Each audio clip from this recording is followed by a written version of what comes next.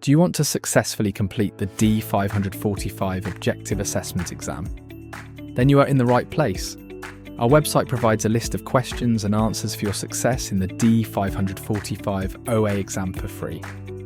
We understand that acing your OA exam can be quite challenging. That's why we provide completely free exam guides and practice questions for you. In this video, we will cover questions from strategic planning, quality improvement, regulatory compliance, workforce management, and health technology. So, let's get started. 1. A hospital administrator notices declining employee satisfaction scores despite competitive salaries and modern facilities. Which organisational model would best help analyse this complex situation involving human factors and workplace culture? A. Human relations model. B. Rational goal model. C. Internal process model. D. Open systems model. Can you guess the answer?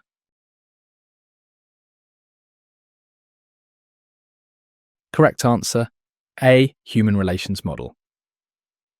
Explanation. Option A is correct because the human relations model specifically focuses on employee engagement, satisfaction, and workplace relationships, making it ideal for addressing human factor challenges in healthcare organisations. Option B is incorrect because the rational goal model prioritises efficiency and productivity metrics over employee satisfaction and cultural factors within the organisation. Option C is incorrect because the internal process model emphasises stability, documentation, and procedures rather than addressing employee morale and satisfaction issues. Option D is incorrect because the open systems model focuses on environmental interactions and external relationships rather than internal employee satisfaction dynamics. Alright, let's break down the core concept behind this question about organisational models in healthcare. When we're dealing with employee satisfaction issues in healthcare settings, we need to understand that different organisational models help us analyse different aspects of an organisation. The human relations model specifically focuses on the human side of organisations.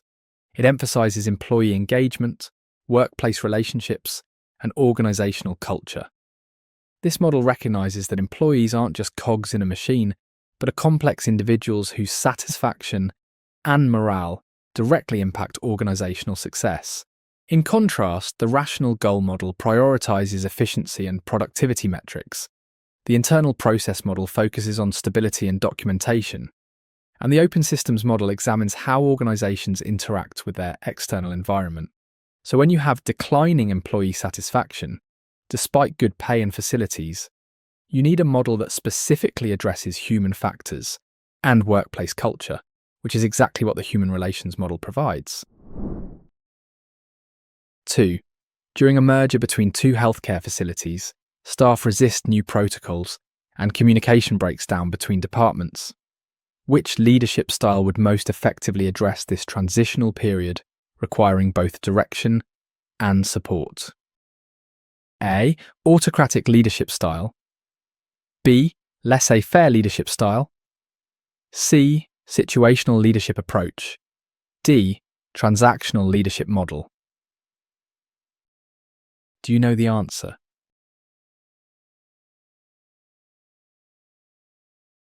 Correct answer, C. Situational leadership approach. Explanation.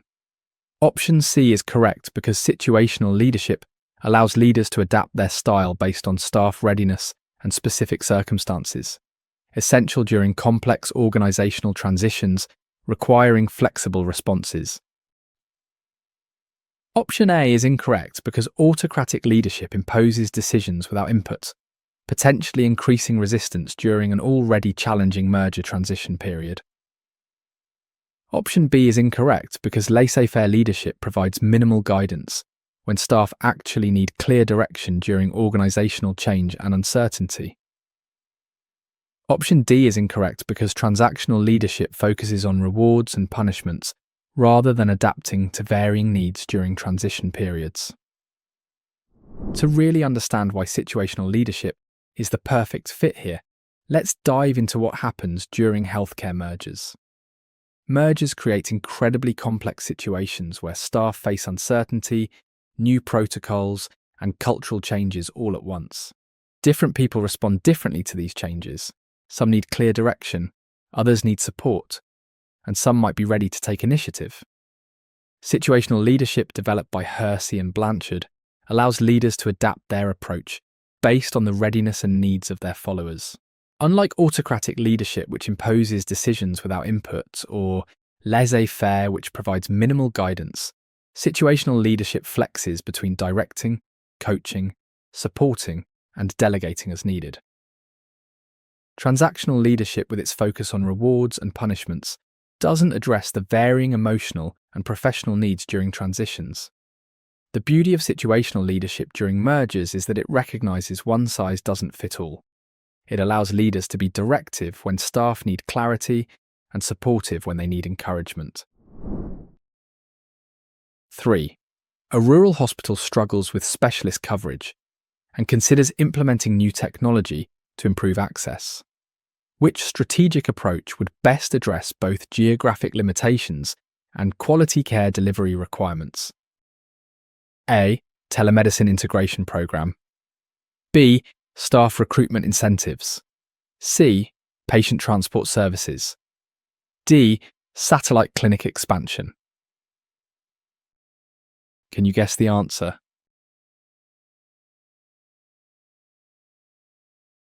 Correct answer: A. Telemedicine integration program.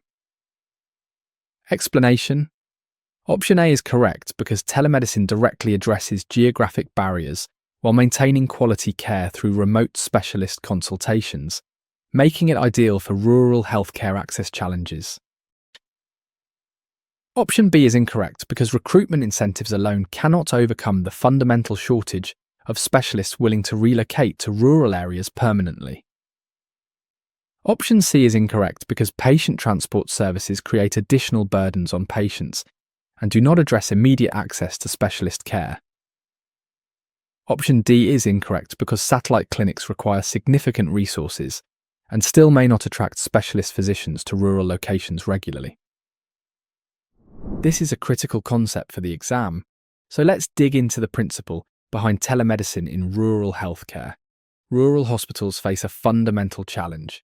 They serve communities spread across large geographic areas with limited specialist availability. Traditional solutions like recruitment incentives or satellite clinics require specialists to physically relocate or travel, which is often unrealistic. Patient transport services add burden to already challenged rural patients who may lack transportation or cannot afford time away from work. But telemedicine changes the entire equation by bringing the specialist to the patient virtually. Through video consultations, remote monitoring, and digital imaging review, specialists in urban centres can provide expert care to rural patients without anyone travelling. This technology directly addresses both problems mentioned in the question: geographic limitations and quality care delivery. It's not just about convenience, it's about making specialist care accessible where it was previously impossible, fundamentally transforming rural healthcare delivery. 4. When implementing value-based care models, a healthcare organisation experiences initial cost increases while transitioning from fee-for-service payments. Which performance management tool would best track both financial and quality metrics during this transition? A. Six Sigma methodology. B. SWOT analysis framework. C. Balanced scorecard approach. D. Rapid cycle improvement. Do you know the answer?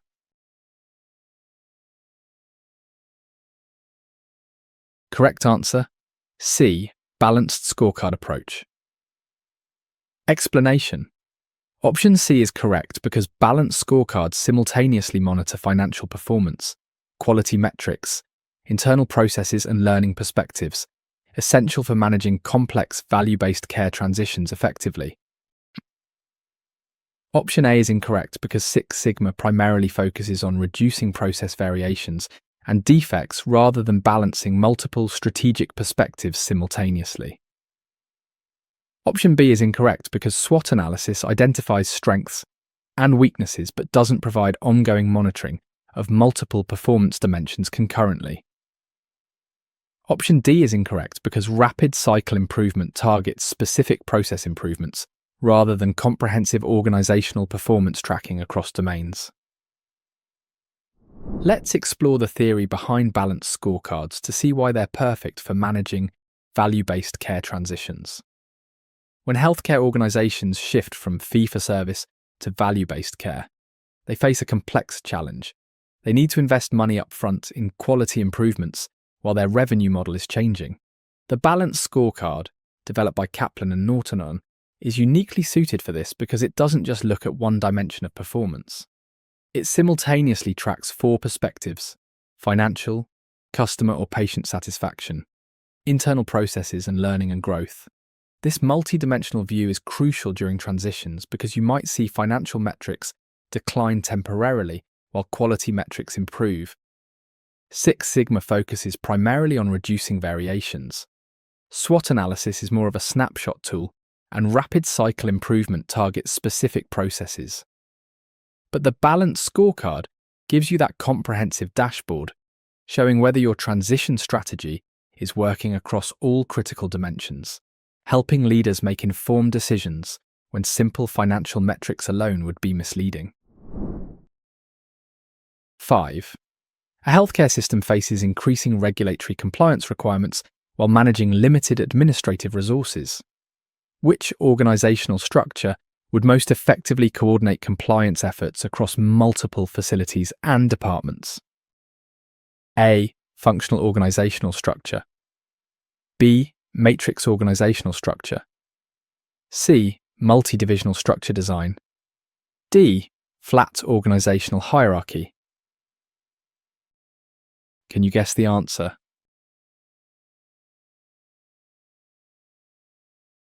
Correct answer: B. Matrix organizational structure. Explanation: Option B is correct because matrix structures enable cross-functional coordination and resource sharing, allowing compliance officers to work across departments while maintaining specialized expertise effectively. Option A is incorrect because functional structures create silos that hinder cross-departmental compliance coordination needed for comprehensive regulatory adherence across facilities. Option C is incorrect because multi-divisional structures may duplicate compliance efforts unnecessarily, wasting limited administrative resources across separate divisions independently. Option D is incorrect because flat hierarchies lack the specialized compliance, expertise, and clear reporting relationships needed for complex regulatory requirements. To really understand why matrix structures excel at compliance coordination, let's examine how healthcare compliance actually works. Compliance isn't confined to one department. It touches everything from billing to clinical care to human resources. In a functional structure, each department operates in its own silo, making cross-departmental coordination extremely difficult. A multi-divisional structure might duplicate compliance efforts across each division, wasting those limited administrative resources mentioned in the question. Flat hierarchies lack the specialized expertise needed for complex regulations. But a matrix structure creates a different dynamic entirely. It allows compliance officers to maintain their specialized expertise while working across multiple departments simultaneously. Think of it like a grid where compliance specialists can move horizontally across departments while maintaining vertical reporting relationships. This structure enables a single compliance team to coordinate efforts across facilities without duplication, share best practices, and ensure consistent implementation while preserving departmental autonomy for operational matters. 6. After Medicare announces reduced reimbursement rates, a hospital must quickly adapt its financial strategy while maintaining care quality. Which management function becomes most critical for successfully navigating this external pressure? A. Staffing and recruitment. B. Delegation and empowerment. C. Planning and forecasting. D. Team building activities. Do you know the answer?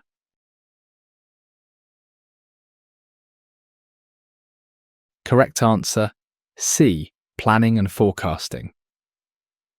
Explanation. Option C is correct because planning and forecasting enable organizations to anticipate financial impacts, adjust resource allocation, and develop strategies proactively for maintaining quality despite reimbursement changes.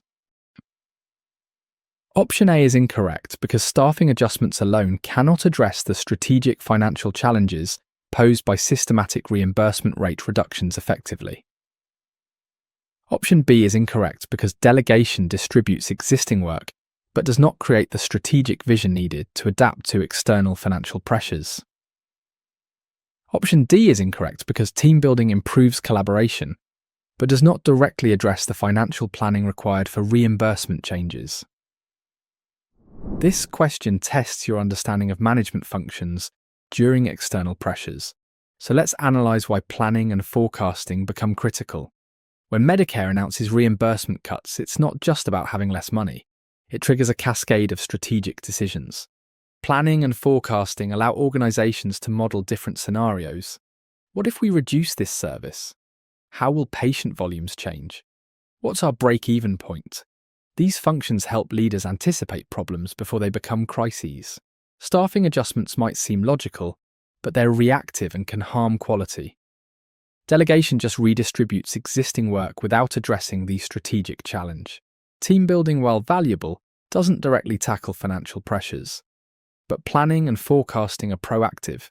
They help organizations adjust service lines, renegotiate contracts, find efficiencies, and develop new revenue streams before the cuts take effect. It's the difference between steering around an iceberg you see coming versus trying to patch holes after you've hit it. 7. A community health centre serves a diverse population with varying health literacy levels and cultural backgrounds. Which approach would most effectively ensure equitable healthcare delivery while addressing social determinants of health? A. Standardized treatment protocols. B. Technology-based solutions only. C. English-only communication. D. Culturally competent care. Can you guess the answer?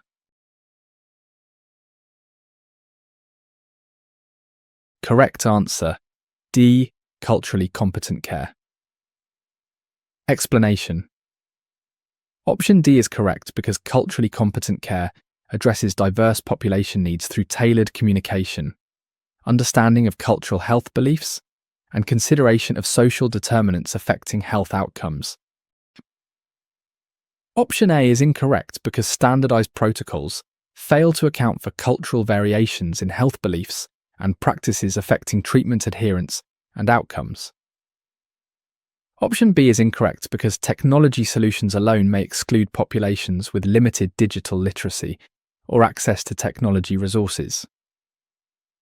Option C is incorrect because English-only communication creates barriers for non-English speaking populations, reducing healthcare access and understanding significantly. Let's break down why culturally competent care is the key to serving diverse populations effectively. Healthcare isn't one size fits all, especially when you're dealing with communities that have different languages, health beliefs, and socioeconomic challenges. Culturally competent care goes beyond just translation services. It means understanding how culture affects health behaviours, treatment adherence, and even how symptoms are expressed. For instance, some cultures view mental health differently, affecting whether patients seek help. Some have dietary restrictions that impact medication choices. Standardized protocols ignore these crucial differences. Technology solutions alone can actually worsen disparities if populations lack digital literacy. English-only communication creates obvious barriers, but culturally competent care addresses all these factors. It trains providers to understand cultural health beliefs, ensures materials are culturally appropriate, provides interpreters, and considers social determinants like food insecurity or transportation barriers that disproportionately affect certain communities. It's about meeting patients where they are, not where we assume they should be. 8. During implementation of electronic health records, physicians resist the new system citing workflow disruptions and increased documentation time. Which power dynamic approach would best facilitate adoption while maintaining physician autonomy? A. Coercive power application. B. Expert power demonstration. C. Reward power incentives. D. Legitimate power enforcement. Do you know the answer?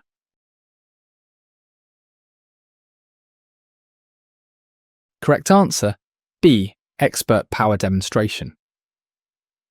Explanation.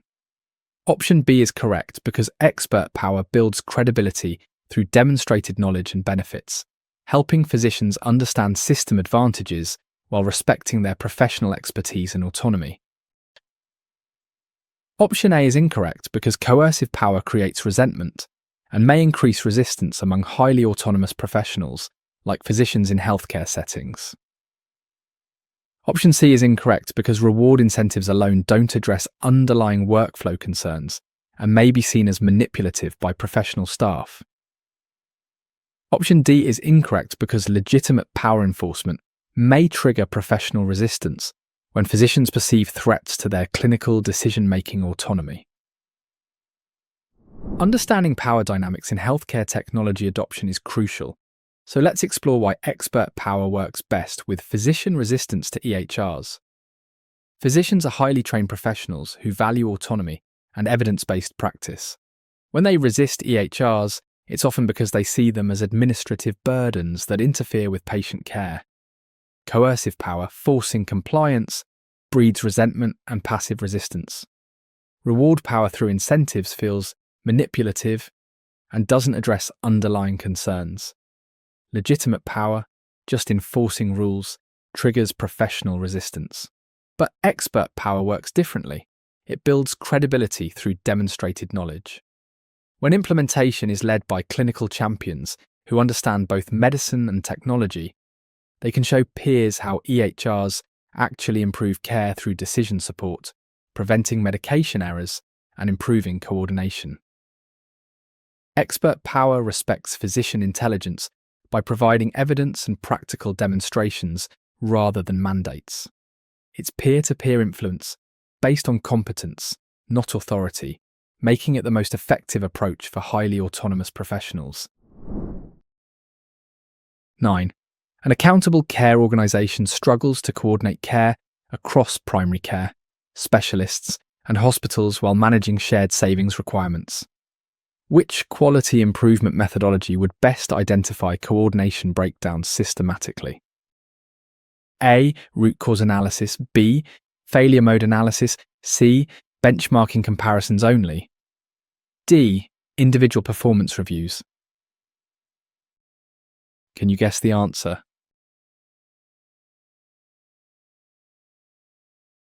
Correct answer, A. Root cause analysis. Explanation. Option A is correct because root cause analysis systematically identifies underlying coordination failures across the care continuum, enabling targeted improvements for achieving shared savings goals effectively. Option B is incorrect because failure mode analysis predicts potential failures but doesn't analyse existing coordination breakdowns that are already occurring currently. Option C is incorrect because benchmarking provides external comparisons but doesn't identify specific internal coordination problems within the organisation's processes. Option D is incorrect because individual reviews miss systemic coordination issues that occur between departments and across organisational boundaries consistently. This question highlights a fundamental quality improvement concept in integrated delivery systems. Accountable care organisations are all about coordination, multiple providers sharing responsibility for patient outcomes and costs. When coordination breaks down, patients fall through cracks, get duplicate tests, or receive conflicting treatments. Root cause analysis is perfectly suited here because it systematically traces problems back to their origins. Unlike failure mode analysis, which predicts future failures, root cause analysis investigates actual coordination breakdowns that are already happening. It uses techniques like the 5 whys or fishbone diagrams to uncover systemic issues. Maybe the root cause is incompatible electronic records or unclear referral protocols, or misaligned incentives between providers. Benchmarking just compares you to others without fixing your specific problems. Individual performance reviews miss these systemic issues between departments.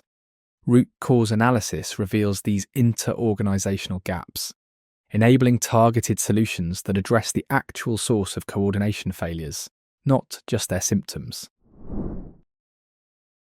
10.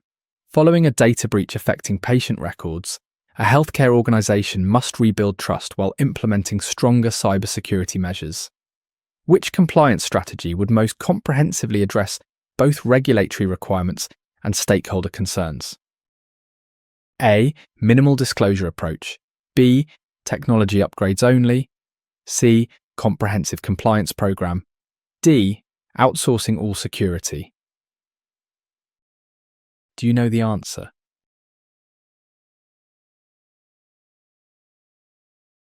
Correct answer. C. Comprehensive compliance program. Explanation. Option C is correct because comprehensive compliance programs address regulatory requirements, implement preventive measures, ensure transparency, and rebuild stakeholder trust through systematic, organizational commitment to security. Option A is incorrect because minimal disclosure violates regulatory requirements and further erodes trust when stakeholders discover withheld information about breaches later. Option B is incorrect because technology alone doesn't address human factors, policies, and procedures that are critical to preventing future breaches. Option D is incorrect because outsourcing removes direct control and accountability that regulators and stakeholders expect from healthcare organizations directly. Data breaches in healthcare require a sophisticated response, so let's examine why comprehensive compliance programs outperform other approaches. When patient data is compromised, organizations face multiple challenges simultaneously: regulatory penalties, lawsuits, reputation damage, and loss of patient trust. A comprehensive compliance program addresses all these dimensions systematically. It includes breach notification procedures that meet HIPAA requirements, risk assessments to identify vulnerabilities, employee training to prevent future breaches, technical safeguards implementation, and transparent communication strategies. Minimal disclosure violates HIPAA's breach notification rules and destroys trust when the full truth emerges. Technology upgrades alone ignore the human factor. Most breaches involve employee error or insider threats.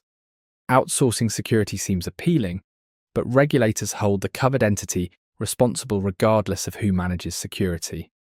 The comprehensive approach demonstrates organizational commitment, satisfies regulators, rebuilds patient confidence, and creates a culture of security throughout the organization.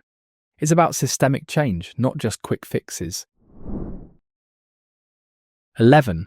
A pediatric hospital experiences seasonal capacity challenges during respiratory illness outbreaks while maintaining empty beds during summer months. Which resource optimization strategy would best balance capacity utilization throughout the year? A. Flexible staffing models. B. Permanent bed expansion. C. Year-round full staffing. D. Seasonal facility closure. Can you guess the answer?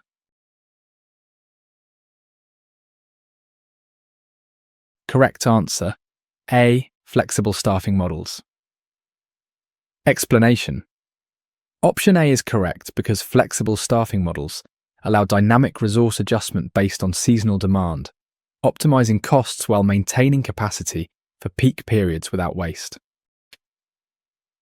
Option B is incorrect because permanent expansion creates excess capacity during low-demand periods, increasing fixed costs without corresponding revenue generation year-round. Option C is incorrect because year-round full staffing wastes resources during low census periods, when fewer staff members are actually needed operationally.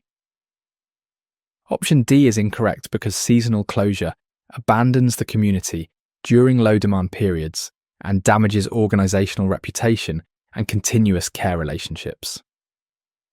Resource optimization in healthcare requires understanding demand patterns, which brings us to flexible staffing models. Pediatric hospitals face a unique challenge. Respiratory illness seasons create predictable but dramatic swings in patient volume. During winter RSV and flu seasons, they might need double the staff compared to summer months.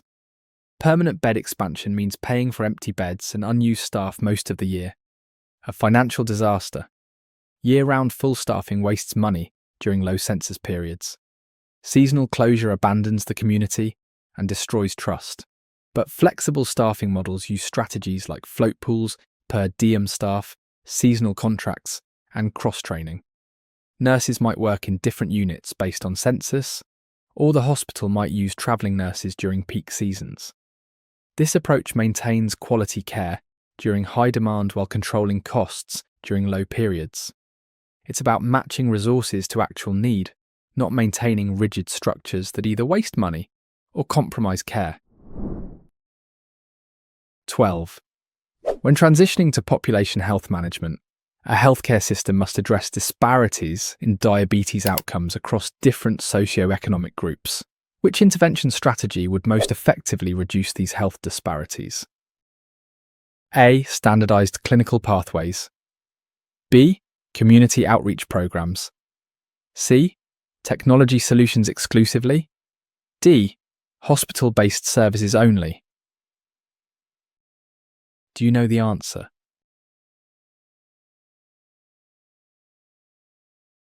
Correct answer, B. Community outreach programs. Explanation. Option B is correct because community outreach programs address social determinants, provide culturally appropriate education, and bring services to underserved populations, effectively reducing health disparities in chronic conditions. Option A is incorrect because standardized pathways don't account for socio-economic barriers like food insecurity or medication affordability affecting diabetes management outcomes.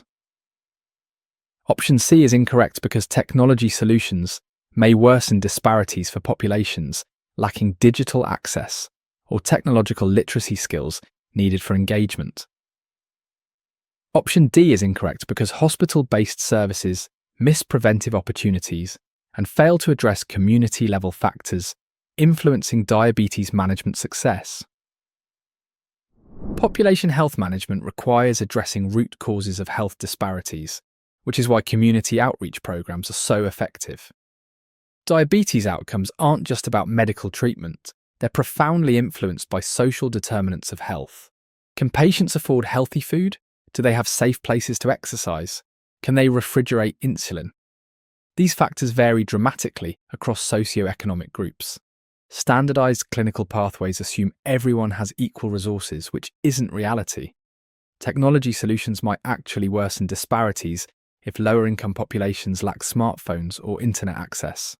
Hospital-based services miss the prevention opportunity and don't address daily management challenges.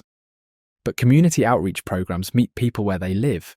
They might include diabetes education at community centres, healthy cooking classes considering cultural preferences and budget constraints, partnerships with food banks for healthy options, or mobile clinics in underserved neighbourhoods. These programs address the social determinants that create disparities, not just the clinical symptoms. They recognise that managing diabetes successfully requires more than prescriptions. It requires addressing the whole person in their community context. 13. Healthcare organisations face pressure to reduce readmission rates while managing complex patient populations with multiple chronic conditions. Which integrated delivery system component would most directly impact readmission prevention? A. Specialty service expansion. B. Care coordination teams. C. Marketing department growth. D. Facility renovation projects. Can you guess the answer?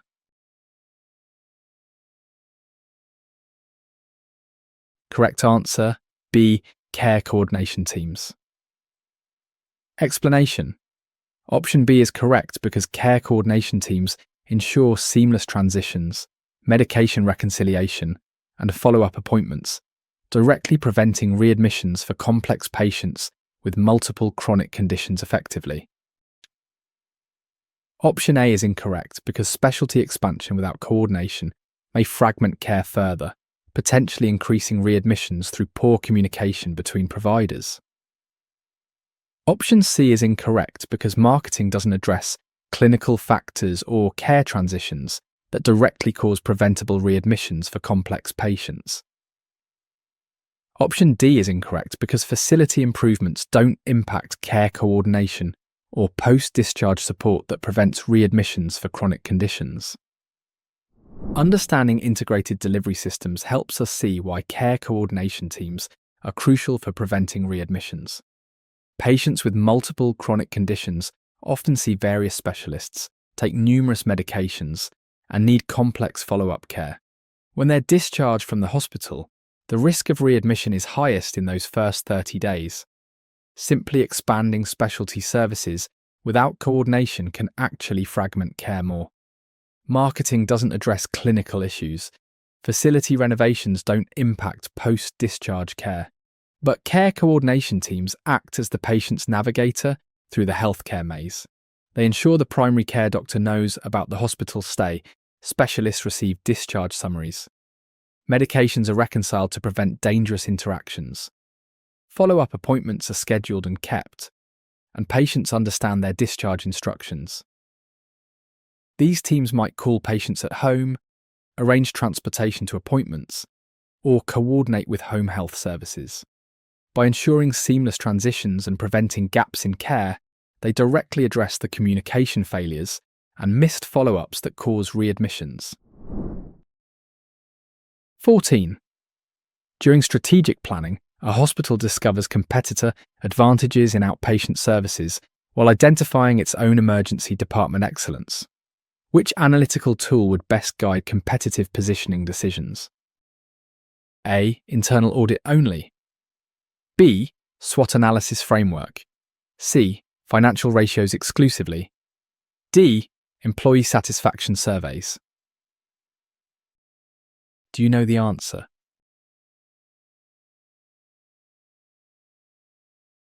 Correct answer: B. SWOT analysis framework. Explanation. Option B is correct because SWOT analysis systematically evaluates internal strengths like emergency services against external opportunities and competitor threats, guiding strategic positioning decisions effectively.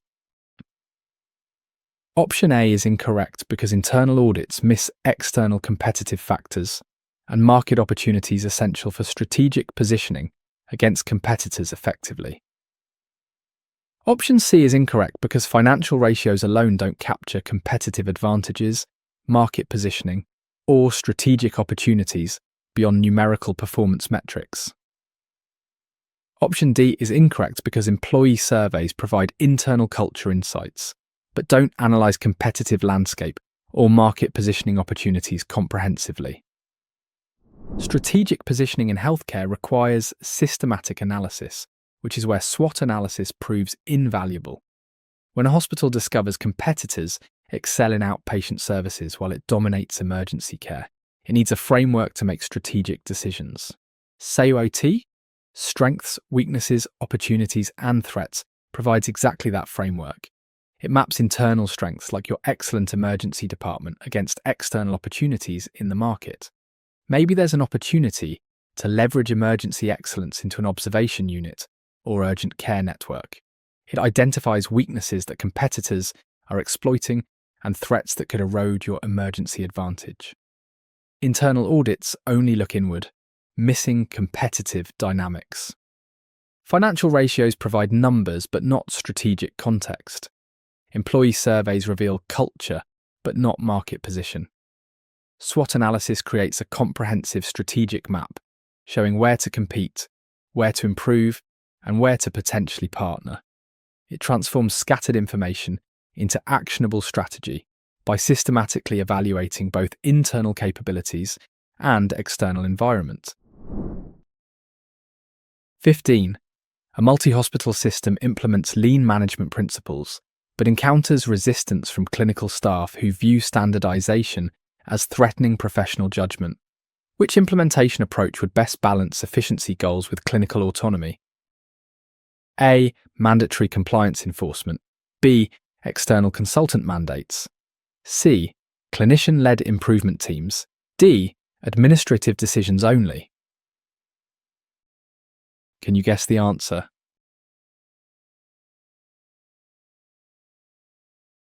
Correct answer, C. Clinician-led improvement teams. Explanation. Option C is correct because clinician-led teams ensure professional input in standardization decisions, maintaining clinical judgment while achieving efficiency through peer-developed improvements that respect professional autonomy. Option A is incorrect because mandatory enforcement increases resistance and may compromise patient care when clinicians feel forced into inappropriate standardization. Option B is incorrect because external consultants lack clinical credibility and understanding of specific practice nuances important to maintaining quality care. Option D is incorrect because administrative decisions without clinical input create adversarial relationships and miss important patient care considerations during standardization. Lean management in healthcare faces unique challenges because healthcare isn't manufacturing, which is why clinician-led improvement teams are essential. When clinical staff resist standardization, they're not being difficult. They're protecting their ability to provide individualized patient care. Each patient is unique, and rigid standardization can compromise care quality. Mandatory compliance creates adversarial relationships and might force inappropriate standardization. External consultants lack clinical credibility and don't understand the nuances of patient care. Administrative mandates ignore clinical realities, but clinician-led teams change the entire dynamic. When physicians and nurses lead lean initiatives, they bring clinical expertise to efficiency efforts. They know which variations are necessary for patient safety and which are just habit. They can design standardizations that preserve clinical judgment while eliminating waste. Their peers trust them because they're clinicians first, efficiency experts second. This approach respects professional autonomy while achieving lean goals, creating standards that clinicians actually follow because they helped design them. 16. Following the Affordable Care Act implementation, a healthcare organisation must demonstrate quality metrics while managing increased patient volume. Which performance monitoring system would best track both access and quality simultaneously? A. Financial reports only. B. Dashboard monitoring systems. C. Annual reviews exclusively. D. Complaint tracking alone. Do you know the answer?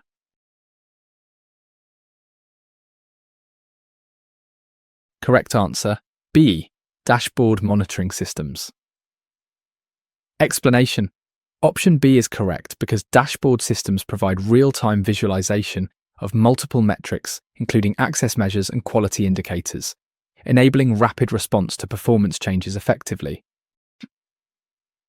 Option A is incorrect because financial reports miss quality dimensions and provide delayed information that prevents timely intervention for performance issues. Option C is incorrect because annual reviews are too infrequent to manage dynamic changes in access and quality under evolving regulatory requirements. Option D is incorrect because complaint tracking represents reactive measurement, missing proactive quality indicators and access metrics required for comprehensive monitoring. The Affordable Care Act created new challenges for healthcare organisations, making dashboard monitoring systems essential for managing complexity. Post-ACA, organisations must track numerous quality metrics while handling increased patient volumes from expanded coverage. The challenge is monitoring both access and quality simultaneously in real time. Financial reports focus on money, not quality, and they're usually retrospective. Annual reviews are far too infrequent when regulations require continuous monitoring. Complaint tracking is reactive, catching problems after they've affected patients. But dashboard monitoring systems are like the cockpit of an airplane. Multiple gauges showing different metrics all at once, updated continuously. They might show emergency wait times, patient satisfaction scores, readmission rates, and appointment availability all on one screen. When a metric trends wrong, managers can intervene immediately, not months later. Dashboards use visual displays like graphs and color coding, making complex data instantly understandable. This real-time visibility enables rapid responses to maintain both access and quality standards demanded by ACA regulations.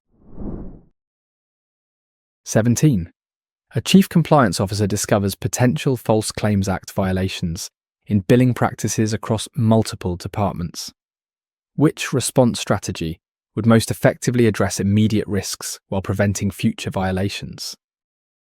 A. Quiet internal correction. B. Comprehensive compliance review. C. Department isolation approach. D. Minimal documentation strategy.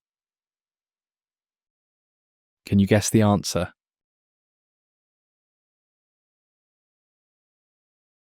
Correct answer, B.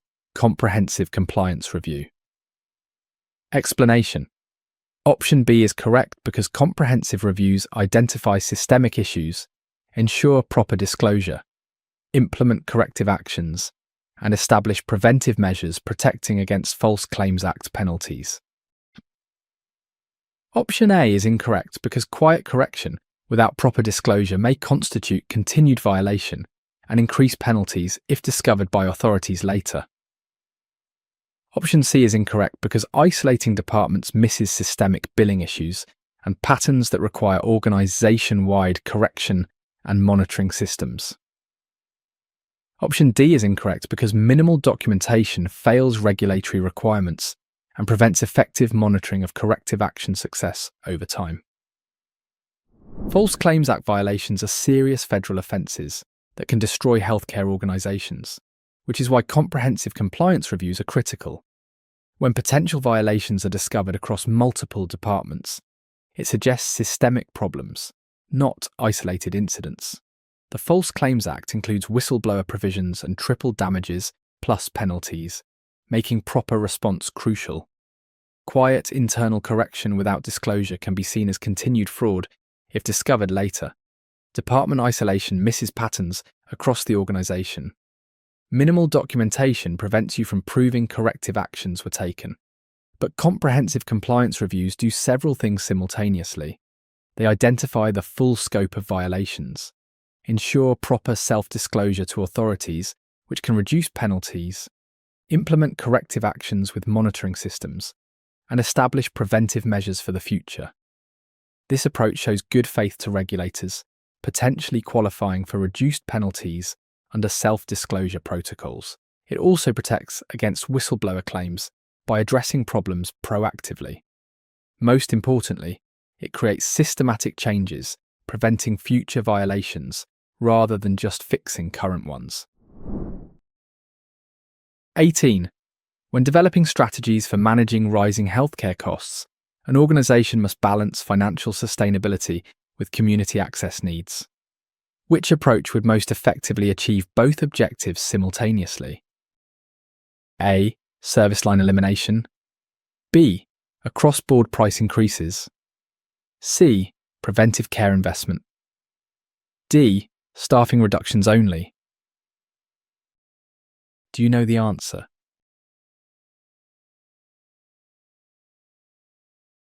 Correct answer, C. Preventive care investment. Explanation. Option C is correct because preventive care reduces long-term costs through early intervention, while improving community health access, creating sustainable financial and health outcome improvements simultaneously. Option A is incorrect because eliminating services reduces community access and may increase costs when patients seek care elsewhere or delay treatment. Option B is incorrect because price increases create access barriers for vulnerable populations while potentially reducing volume and revenue over time. Option D is incorrect because staffing reductions compromise quality and access, potentially increasing costs through adverse events and poor outcomes. Managing rising healthcare costs while maintaining community access requires strategic thinking about long-term sustainability, which is why preventive care investment is so powerful. Healthcare costs rise because we treat diseases after they've developed rather than preventing them. Service line elimination might save money short term, but abandons community needs and can increase costs when patients delay care until emergencies. Across-board price increases create access barriers, potentially reducing volume and revenue. Staffing reductions compromise quality, leading to errors and poor outcomes that increase costs. But preventive care investment flips the equation. Programs like diabetes prevention, smoking cessation, or hypertension management require upfront investment, but prevent expensive complications later. A prevented heart attack saves hundreds of thousands in acute care costs. Preventive care also improves community health, building reputation and patient loyalty. It demonstrates commitment to community well-being, not just profit. This approach creates a virtuous cycle. Healthier populations need less expensive care, reducing costs while improving access and outcomes simultaneously. 19. A healthcare merger requires integrating different organizational cultures while maintaining operational continuity during transition. Which change management principle would most effectively facilitate successful cultural integration? A. Rapid culture replacement. B. Gradual integration approach. C. Ignore cultural differences. D. Top-down culture mandate. Can you guess the answer?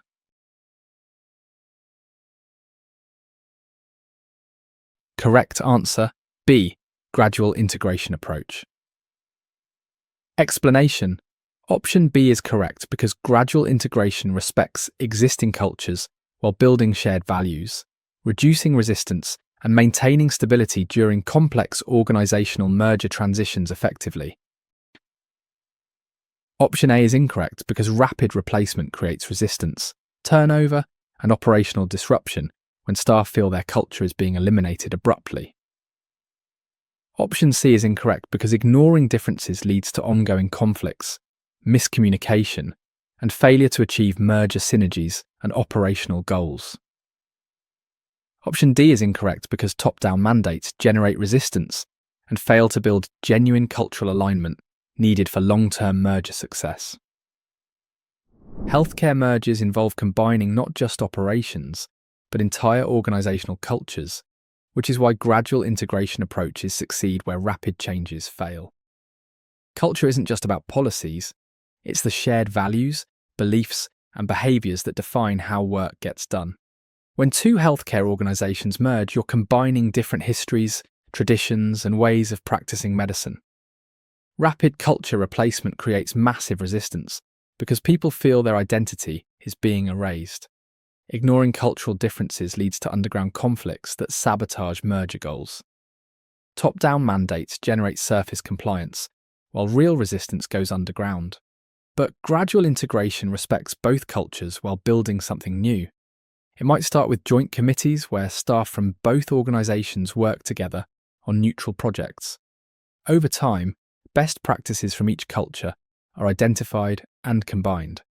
Shared successes build new traditions.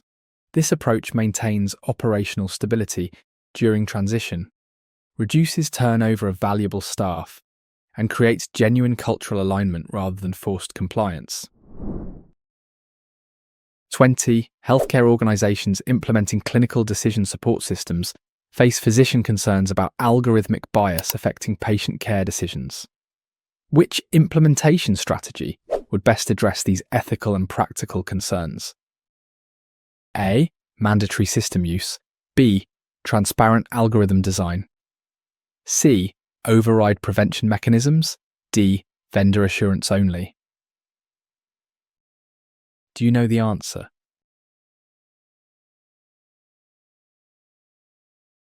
Correct answer, B. Transparent algorithm design. Explanation. Option B is correct because transparent design allows physicians to understand decision logic, identify potential biases, and maintain appropriate clinical judgment while benefiting from decision support. Option A is incorrect because mandatory use without transparency increases risk of perpetuating biases and reduces physician trust in clinical decisions. Option C is incorrect because preventing overrides removes clinical judgment and may harm patients when algorithms fail to account for individual circumstances. Option D is incorrect because vendor assurances without transparency don't allow clinicians to identify and correct biases affecting their specific patient populations. Clinical decision support systems raise critical questions about algorithmic bias and transparency, making transparent algorithm design essential for ethical implementation.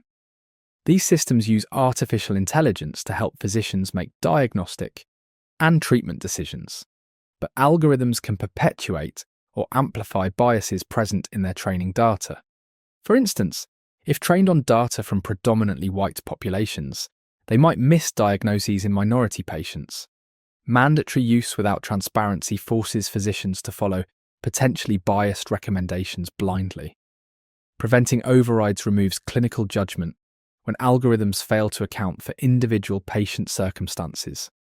Vendor assurances without transparency are meaningless if physicians can't verify claims.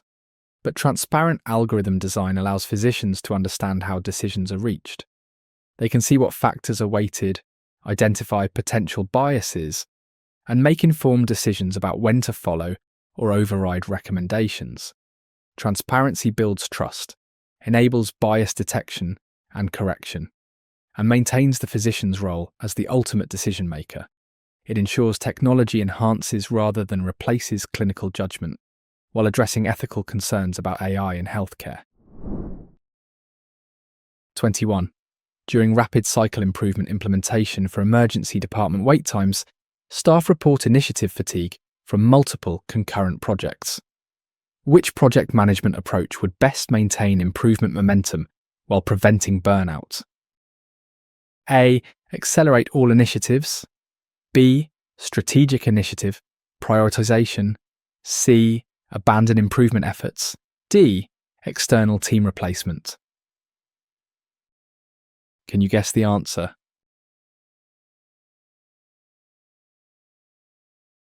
Correct answer. B. Strategic initiative prioritization. Explanation. Option B is correct because prioritization focuses resources on high-impact improvements, reducing fatigue while maintaining momentum through strategic selection of initiatives with greatest potential benefit.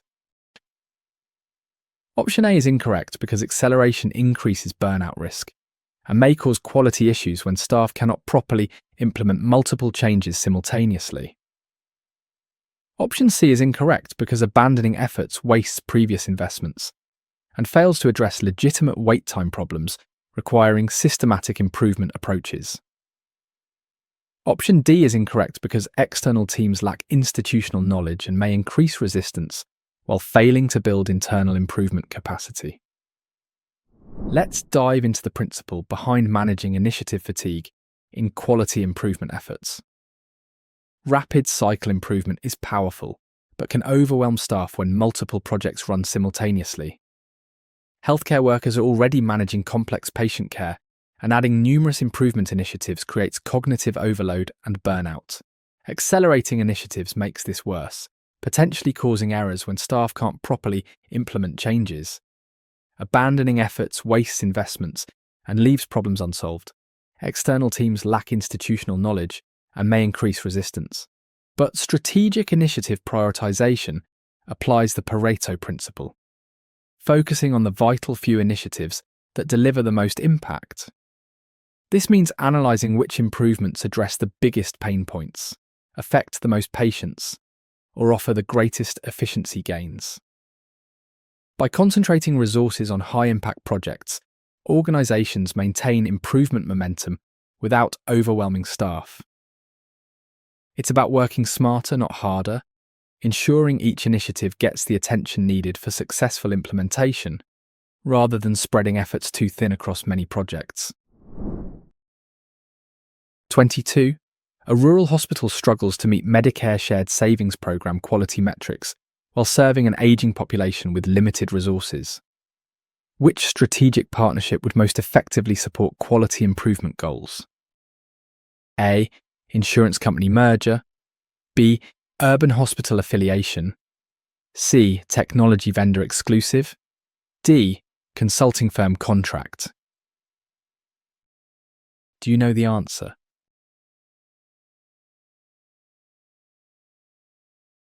Correct answer, B. Urban hospital affiliation. Explanation. Option B is correct because urban hospital partnerships provide resource sharing, clinical expertise, and quality improvement infrastructure, while maintaining rural hospital autonomy and community presence effectively. Option A is incorrect because insurance mergers create conflicts of interest and may not provide clinical quality improvement expertise needed for Medicare metrics. Option C is incorrect because technology alone doesn't address resource limitations or provide clinical expertise required for comprehensive quality improvement success. Option D is incorrect because consultants provide temporary assistance but don't create sustainable partnerships for ongoing quality improvement resource needs.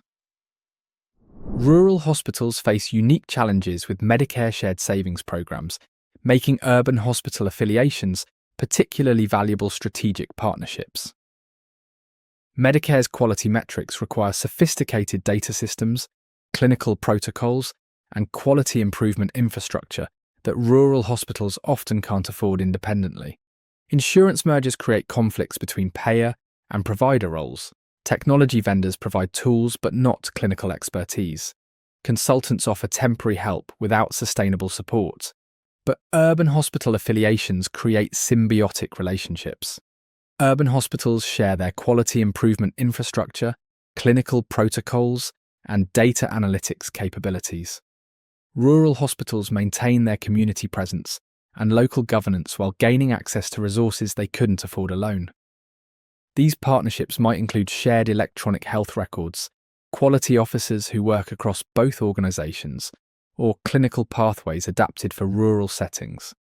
The urban partner benefits from expanded market reach and referral networks. This model preserves rural hospital autonomy while providing the sophisticated support needed to succeed in value-based care programs. 23. Healthcare organizations face increasing requirements for price transparency while managing complex payment negotiations with multiple insurers. Which communication strategy would best balance transparency requirements with competitive positioning needs? A. Minimal compliance only. B. Comprehensive price disclosure. C. Selective information release. D. Delayed response tactics. Can you guess the answer?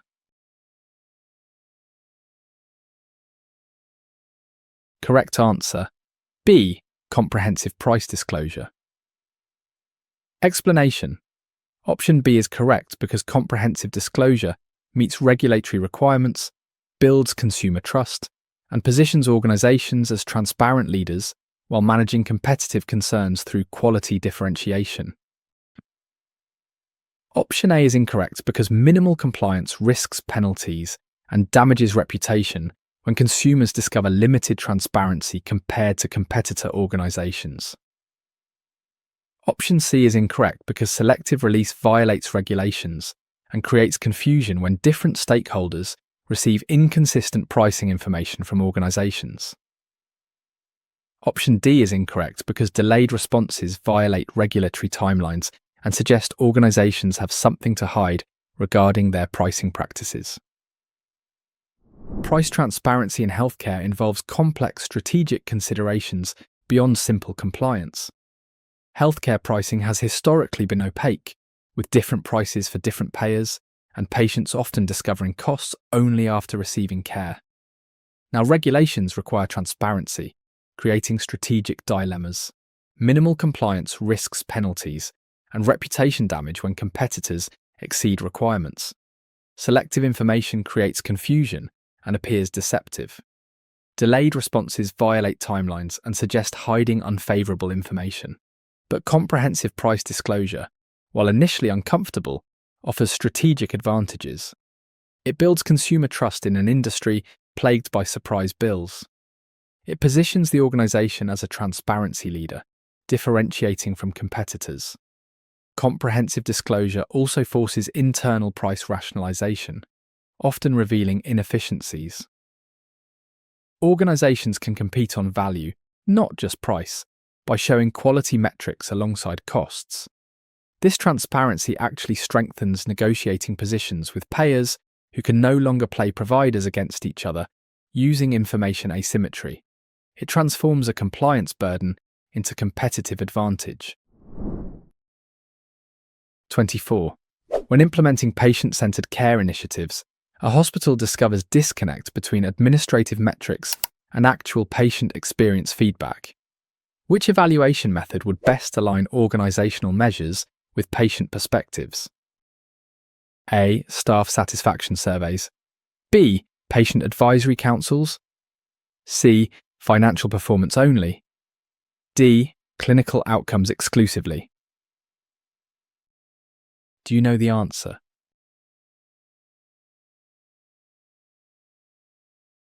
Correct answer: B. Patient advisory councils. Explanation: Option B is correct because patient advisory councils provide direct patient input into metric selection, ensuring measures reflect actual experience priorities rather than administrative assumptions about patient needs. Option A is incorrect because staff satisfaction may not correlate with patient experience and misses direct patient perspective on care quality. Option C is incorrect because financial performance doesn't capture patient experience dimensions that determine satisfaction and loyalty to healthcare organizations. Option D is incorrect because clinical outcomes alone miss experiential aspects like communication, comfort, and dignity important to patient-centered care. Patient-centered care requires understanding what actually matters to patients, not what administrators think matters, which is why patient advisory councils are transformative. There's often a disconnect between metrics organizations track and what patients actually experience. Administrators might focus on clinical outcomes while patients care equally about communication, dignity, and convenience. Staff satisfaction doesn't necessarily correlate with patient satisfaction. Happy employees don't guarantee happy patients. Financial performance metrics miss experiential dimensions entirely. Clinical outcomes alone ignore aspects like whether patients understood their diagnosis or felt heard. But patient advisory councils bring actual patients into metric design and evaluation. These aren't focus groups, but ongoing partnerships where patients help shape policies, review proposed changes, and identify blind spots in current measures. They might reveal that reducing wait times matters less than knowing why they're waiting. This direct input ensures metrics reflect real patient priorities, creating more meaningful measurement and improvement efforts. 25. A healthcare system considering vertical integration must evaluate potential benefits against regulatory scrutiny and market competition concerns. Which analysis would most comprehensively assess integration feasibility and risks? A. Financial projection only. B. Internal capability review. C. Pest analysis application. D. Competitor reaction study. Do you know the answer?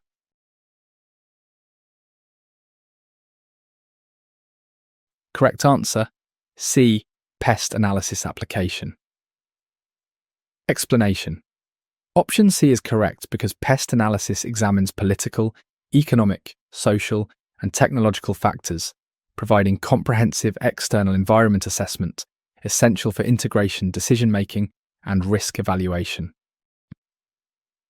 Option A is incorrect because financial projections miss regulatory risks and market dynamics that could prevent integration success despite positive financial modelling.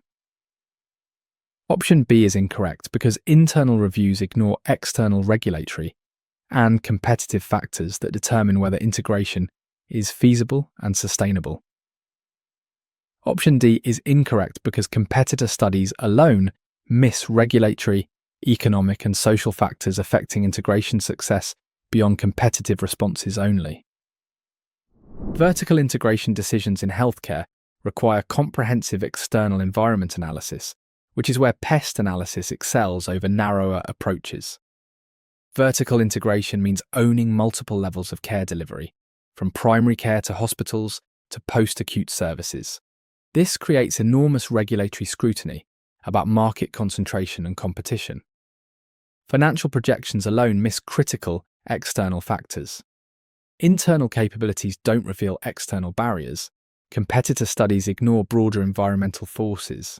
But pest analysis systematically examines political, economic, social, and technological factors. Politically, it evaluates antitrust enforcement trends and regulatory approval likelihood. Economically, it assesses capital markets and reimbursement trends. Socially, it considers community reactions and physician culture compatibility. Technologically, it examines whether integration enables or requires new systems. This comprehensive external scan reveals whether integration is even feasible, regardless of internal readiness. It might show that regulatory environment makes approval unlikely, or that social factors favour integration. PEST transforms integration from internal wishful thinking to realistic strategic assessment. 26. Following HIPAA privacy breach notification requirements, an organisation must balance legal compliance with reputation management during incident response. Which communication approach would best fulfill both objectives effectively? A. Legal minimum disclosure. B. Transparent communication strategy. C. Media relations ban. D. Internal containment only. Can you guess the answer?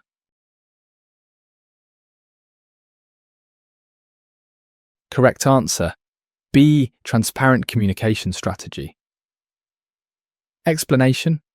Option B is correct because transparent communication exceeds minimum requirements, demonstrates accountability, rebuilds trust, and prevents speculation while ensuring full legal compliance with notification requirements effectively. Option A is incorrect because minimum disclosure appears evasive and may damage reputation more when additional information emerges through other channels later. Option C is incorrect because media bans create information vacuums filled by speculation and suggest organisations are hiding serious problems from stakeholders. Option D is incorrect because internal containment violates notification requirements and destroys trust when breaches become known through external discovery methods. HIPAA breach response requires balancing legal compliance with reputation management, and transparent communication achieves both objectives simultaneously. When breaches occur, organisations face a crisis of trust alongside legal requirements. HIPAA mandates specific notifications, but how organisations communicate beyond minimums determines reputation outcomes. Legal minimum disclosure appears evasive and breeds suspicion, especially in today's environment where breaches eventually become public. Media bans create information vacuums that get filled with speculation and rumours. Internal containment violates law and destroys trust when discovered. But transparent communication goes beyond requirements to demonstrate accountability. It includes clear explanations of what happened, what information was affected, what steps are being taken, and what support is available. This approach shows the organisation takes privacy seriously, isn't hiding anything, and prioritises patient welfare. Transparency can actually strengthen reputation by demonstrating integrity during crisis. Patients often forgive mistakes but not cover-ups. Transparent communication transforms a breach from reputation disaster to demonstration of organisational values. 27. Healthcare organisations implementing Six Sigma face challenges translating manufacturing-based methodologies to clinical care processes. Which adaptation would best preserve quality improvement benefits while respecting clinical complexity? A. Strict methodology adherence. B. Clinical process customization. C. Manufacturing model only. D. Abandon structured approach. Do you know the answer?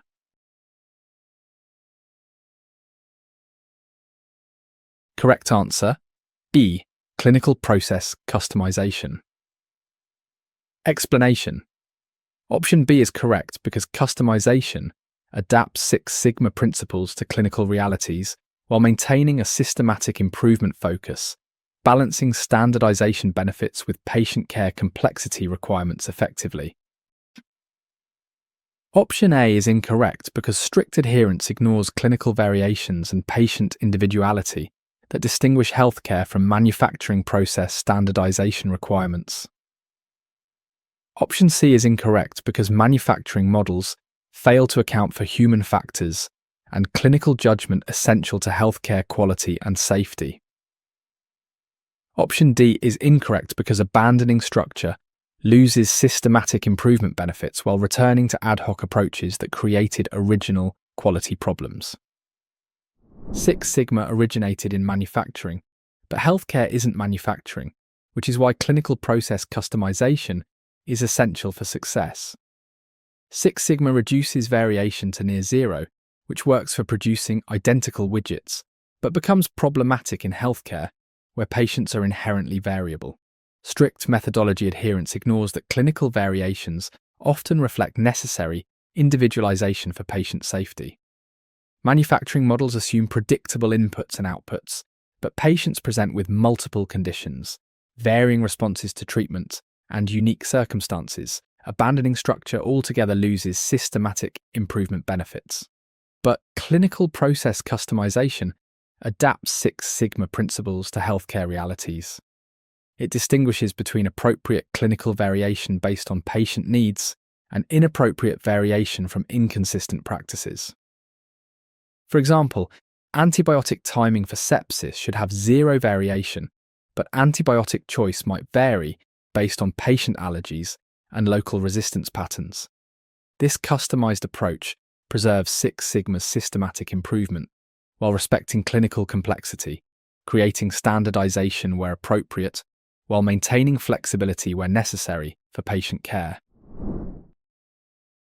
28. During healthcare workforce shortages, organizations must balance recruitment costs with retention investments for existing staff. Which human resource strategy would most effectively address both immediate and long-term staffing needs? A. Recruitment bonuses only. B. Temporary staffing reliance. C. Salary freezes implementation. D. Comprehensive retention program. Can you guess the answer?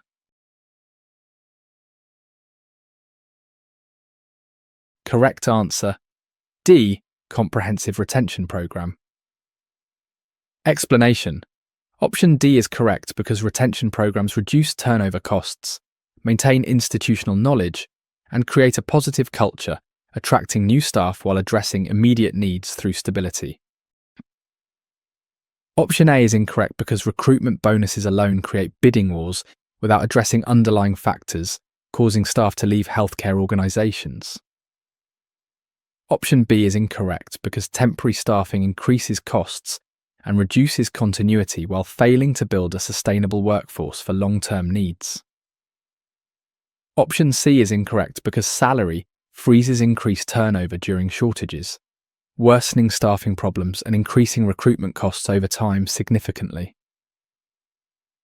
Healthcare workforce shortages create a strategic dilemma between recruitment and retention, and comprehensive retention programs offer the best return on investment. The shortage creates bidding wars where organizations poach staff from each other, with signing bonuses, solving nothing systemically. Recruitment bonuses alone don't address why people leave healthcare. Temporary staffing costs 3 times more than permanent staff while providing less continuity. Salary freezes during shortages accelerate turnover, worsening the problem. But comprehensive retention programs address root causes of turnover.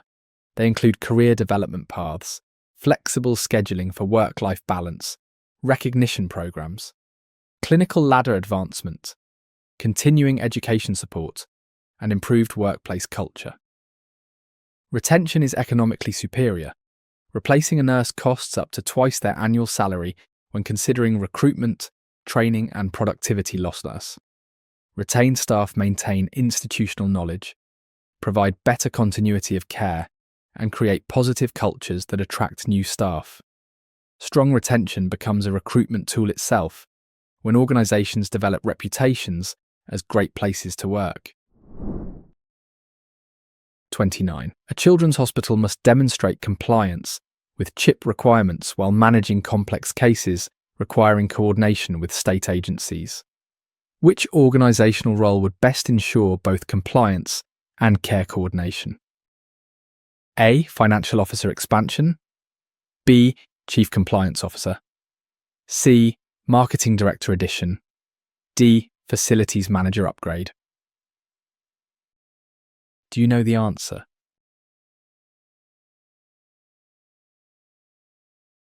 Correct answer: B. Chief Compliance Officer. Explanation.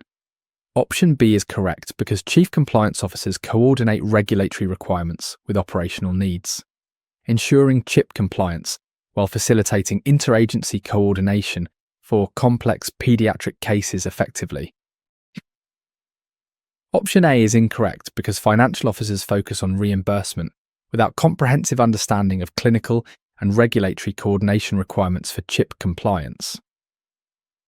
Option C is incorrect because marketing directors lack regulatory expertise and authority needed to ensure compliance and coordinate with state agencies. Option D is incorrect because facilities managers address physical plant issues without involvement in regulatory compliance or care coordination processes required.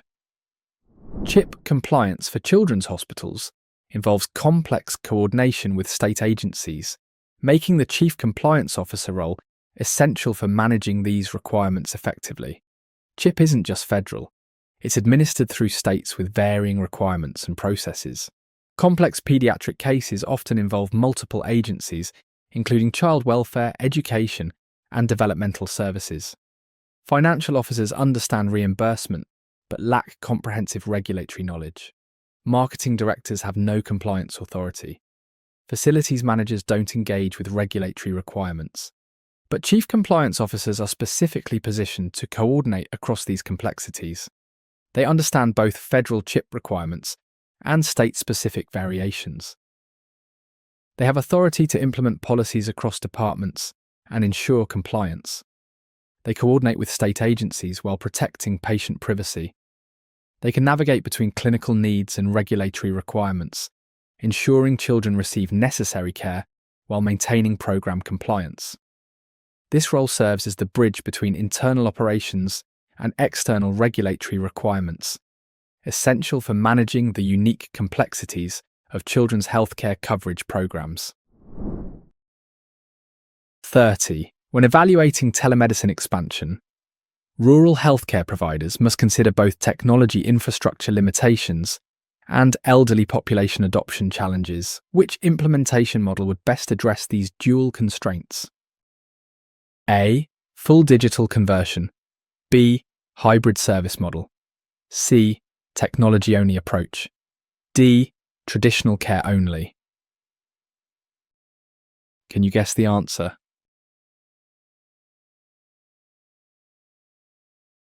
Correct answer: B. Hybrid service model.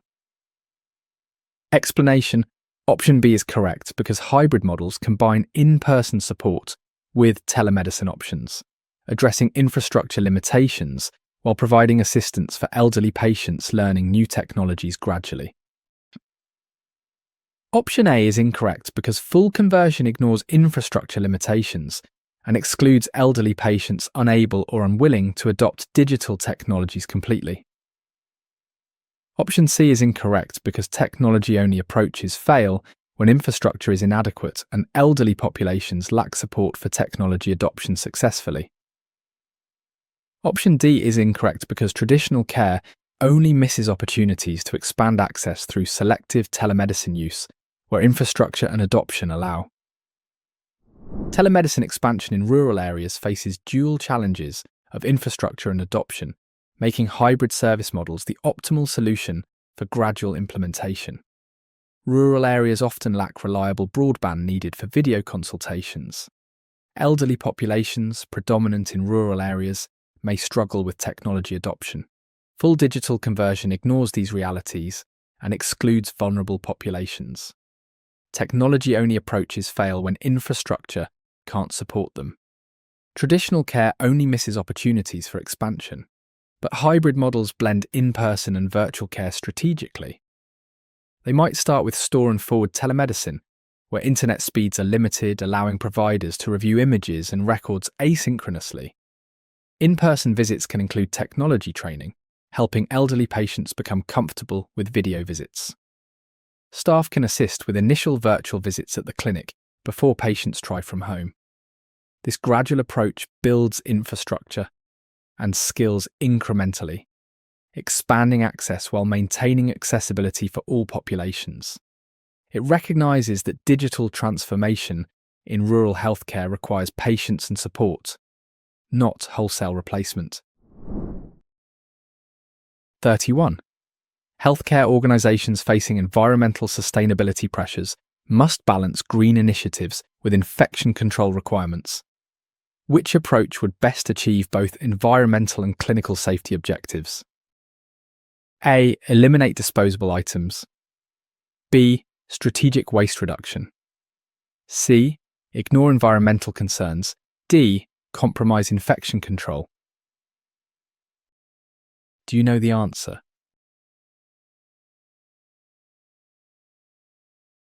Correct answer, B. Strategic waste reduction. Explanation. Option B is correct because strategic waste reduction identifies opportunities to minimize waste without compromising infection control, balancing environmental responsibility with patient safety requirements through careful analysis.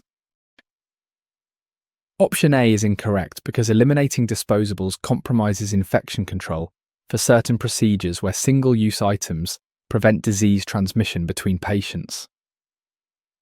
Option C is incorrect because ignoring environmental concerns damages reputation and misses cost-saving opportunities while facing increasing regulatory and social pressures. Option D is incorrect because compromising infection control violates fundamental healthcare principles and regulatory requirements regardless of environmental benefits achieved potentially. Healthcare sustainability initiatives must balance environmental goals with infection control requirements, which is why strategic waste reduction offers the best path forward. Healthcare generates massive waste, much from single-use items required for infection prevention. Eliminating all disposables would violate infection control standards and endanger patients. Some procedures absolutely require sterile, single-use instruments. Ignoring environmental concerns damages reputation and misses cost savings from waste reduction. Compromising infection control violates fundamental healthcare principles, but strategic waste reduction identifies opportunities without compromising safety. This might include reprocessing single-use devices where approved, switching to reusable gowns in non-infectious settings, optimizing inventory to reduce expired supplies, or improving recycling for non-clinical waste. Operating rooms might reduce packaging waste while maintaining sterility. Energy reduction and water conservation don't impact infection control at all.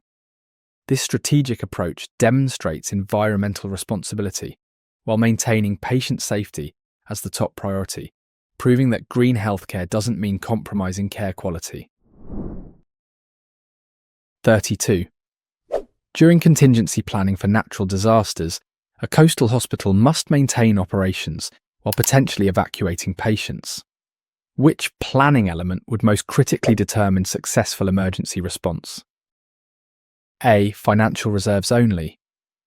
B. Building reinforcement alone. C. Communication protocol establishment. D. Insurance coverage review. Can you guess the answer?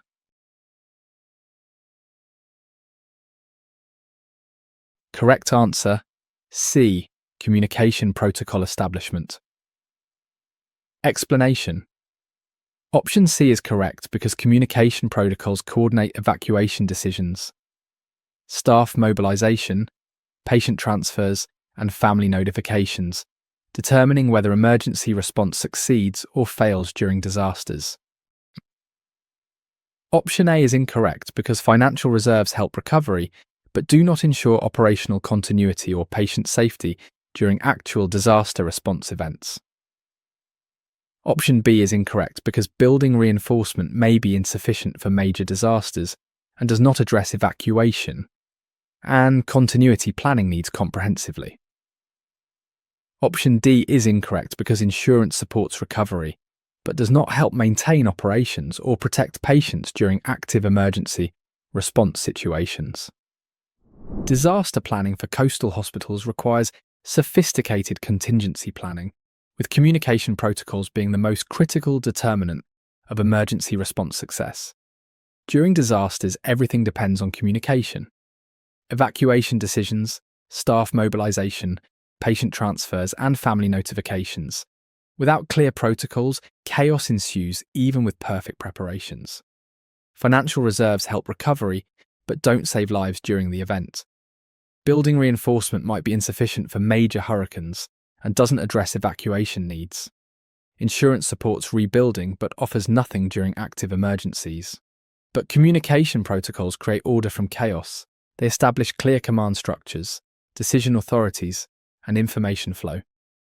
Protocols determine who decides to evacuate, how staff are notified and deployed, which patients transfer where, and how families are informed. They include backup communication methods when primary systems fail, coordination with emergency management agencies, and media communication strategies. These protocols are practiced through drills, ensuring everyone knows their role before disaster strikes. Communication protocols transform individual preparation into coordinated response, determining whether a disaster response saves lives or descends into deadly confusion. 33. A healthcare system implementing accountable care organisation structures faces challenges aligning independent physician practices with system-wide quality goals. Which governance approach would best balance autonomy with accountability? A. Direct employment mandate. B. Collaborative governance model. C. Financial penalties only. D. Exclude independent practices. Do you know the answer?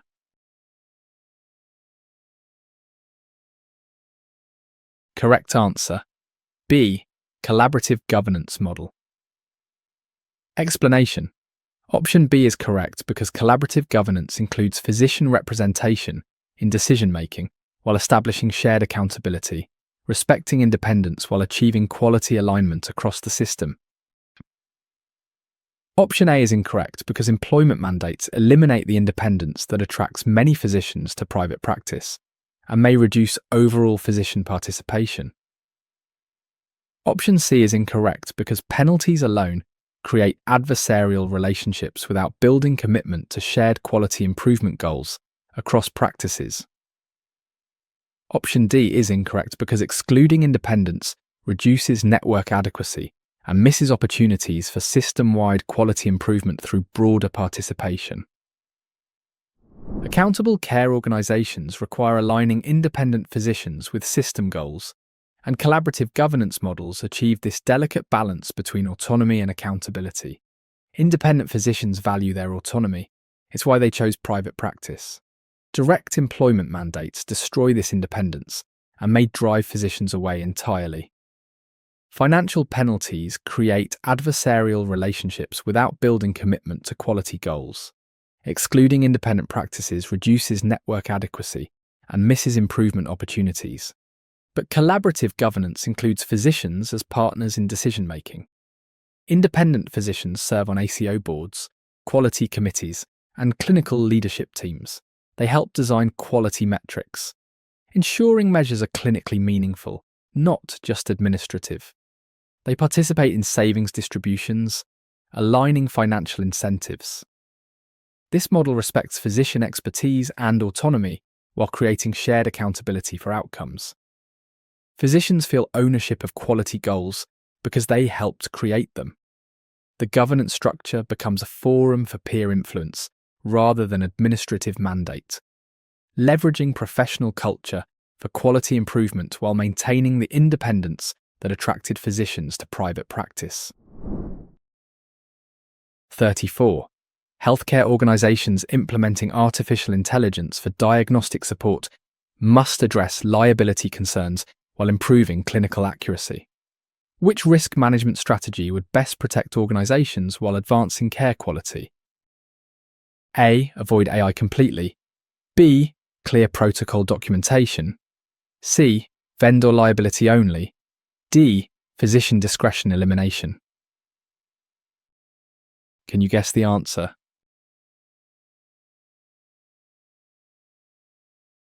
Correct answer, B.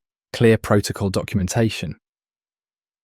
Explanation: option B is correct because documentation establishes appropriate AI use parameters, physician oversight requirements, and decision accountability, protecting organizations while enabling quality improvements through technology adoption. Option A is incorrect because avoiding AI foregoes accuracy improvements and competitive advantages, while other organizations advance care through technology adoption. Option C is incorrect because vendor liability doesn't protect healthcare organizations from malpractice claims when AI recommendations influence clinical decisions made. Option D is incorrect because eliminating physician discretion violates professional standards and increases liability when AI errors harm patients without oversight. Artificial intelligence in diagnostic support raises complex liability questions that require clear protocol documentation to protect organizations while advancing care quality. AI can improve diagnostic accuracy, but when errors occur, determining liability becomes complex. Is it the AI vendor, the healthcare organization, or the physician who followed AI recommendations? Avoiding AI completely forgoes accuracy improvements and competitive advantages. Relying solely on vendor liability doesn't protect healthcare organizations from malpractice suits. Eliminating physician discretion violates professional standards and increases liability. But clear protocol documentation establishes appropriate use boundaries. Protocols specify when AI should be used, required physician oversight levels, and circumstances requiring human override. They document that AI supplements, but doesn't replace clinical judgment.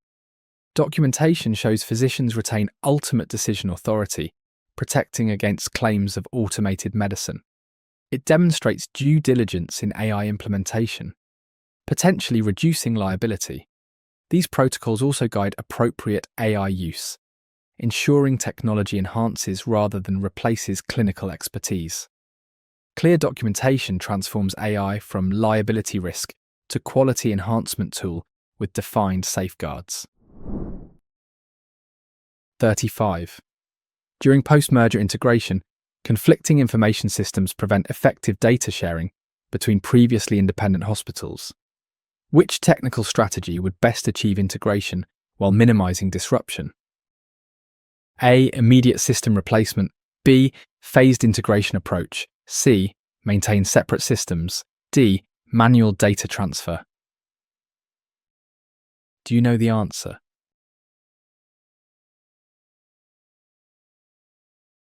Correct answer, B. Phased integration approach.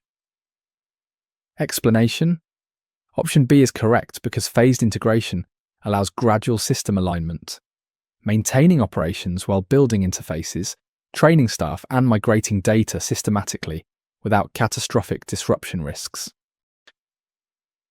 Option A is incorrect because immediate replacement risks data loss, operational failures, and staff errors during abrupt transitions between unfamiliar systems simultaneously. Option C is incorrect because separate systems perpetuate inefficiencies, prevent care coordination, and fail to achieve merger synergies, requiring integrated information. Option D is incorrect because manual transfer introduces errors, delays care, and wastes resources while failing to achieve real-time data availability. Post-merger system integration is one of healthcare's biggest technical challenges, and phased integration approaches minimize disruption while achieving unified operations. When hospitals merge, they often have incompatible information systems that don't communicate. Patient records exist in different formats, billing systems use different codes, and clinical protocols vary. Immediate system replacement risks catastrophic failure, Imagine losing access to all patient records during a rushed conversion. Maintaining separate systems perpetuates inefficiencies and prevents care coordination that justified the merger. Manual data transfer between systems introduces errors and delays that can harm patients. But phased integration allows gradual transition with safety checkpoints. It might start with building interfaces between existing systems, then gradually migrating departments one at a time. Staff can be trained incrementally rather than all at once. Data can be validated at each phase before proceeding. This approach maintains operational continuity while building toward full integration, reducing risk while achieving merger benefits systematically rather than traumatically. 36. A public health department addressing the opioid crisis must coordinate with hospitals, law enforcement, and social services.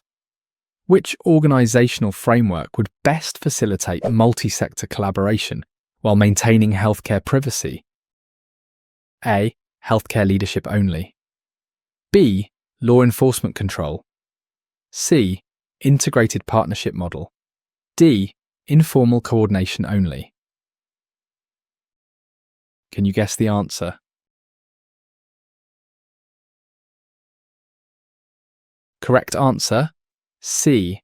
Integrated partnership model. Explanation: option C is correct, because integrated partnerships establish formal collaboration protocols, data sharing agreements, and role clarity while protecting patient privacy through structured information governance effectively. Option A is incorrect because healthcare-only leadership excludes critical partners and perspectives needed for comprehensive opioid crisis response across community sectors. Option B is incorrect because law enforcement control criminalizes health issues and violates privacy protections while deterring treatment seeking among affected populations. Option D is incorrect because informal coordination lacks accountability, consistent protocols, and privacy safeguards required for sensitive health information, sharing appropriately. The opioid crisis requires multi-sector collaboration, and integrated partnership models provide the framework for coordinating healthcare, law enforcement, and social services while protecting patient privacy. The crisis touches every sector. Healthcare treats addiction, law enforcement handles illegal distribution, social services support families affected. Healthcare-only leadership excludes crucial enforcement and social perspectives. Law enforcement control criminalizes a health condition and violates privacy protections. Informal coordination lacks the structure needed for sensitive information sharing. But integrated partnership models establish formal collaboration with clear roles and boundaries. They create data sharing agreements that protect patient privacy while enabling population-level analysis. Healthcare provides treatment and recovery services. Law enforcement focuses on illegal distribution, not patients. Social services address underlying factors like homelessness or unemployment. Regular meetings ensure coordination without overstepping boundaries. Information governance protocols specify what can be shared and with whom, maintaining HIPAA compliance while enabling effective response. This structured approach transforms fragmented efforts into comprehensive community response while protecting individual privacy rights. 37. Healthcare organisations facing nursing shortages must evaluate international recruitment against domestic retention strategies. Which decision framework would most comprehensively assess long-term workforce sustainability? A. Cost comparison only. B. Strategic workforce planning. C. Short-term gap filling. D. Recruitment metrics alone. Do you know the answer?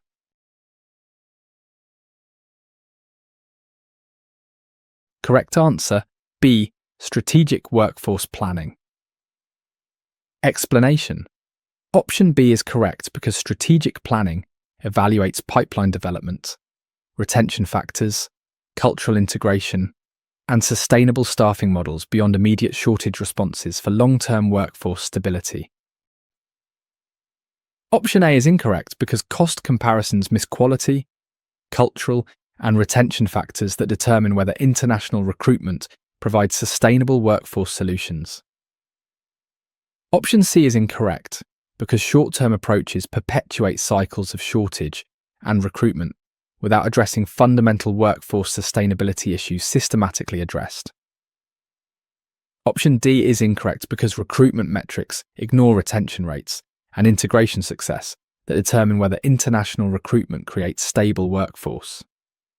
International nurse recruitment versus domestic retention requires strategic workforce planning that evaluates long-term sustainability beyond immediate shortage relief. Nursing shortages create pressure for quick fixes, but decisions have long-lasting impacts on organizational culture and stability. Cost comparison alone misses integration challenges and retention factors. Short-term gap filling creates recurring crises without solving fundamental problems. Recruitment metrics ignore whether international nurses stay long-term, but strategic workforce planning examines the entire nursing pipeline and life cycle. It evaluates local nursing school capacity, career development paths, retirement projections, and retention factors. International recruitment might provide immediate relief, but requires cultural integration support, credential verification, and immigration assistance. The analysis considers whether international nurses will stay after gaining experience or leave for other opportunities. It examines domestic retention improvements that might be more cost-effective long-term. This comprehensive planning reveals whether international recruitment creates sustainable solutions or just delays addressing fundamental workforce issues, enabling decisions based on long-term workforce stability rather than crisis response.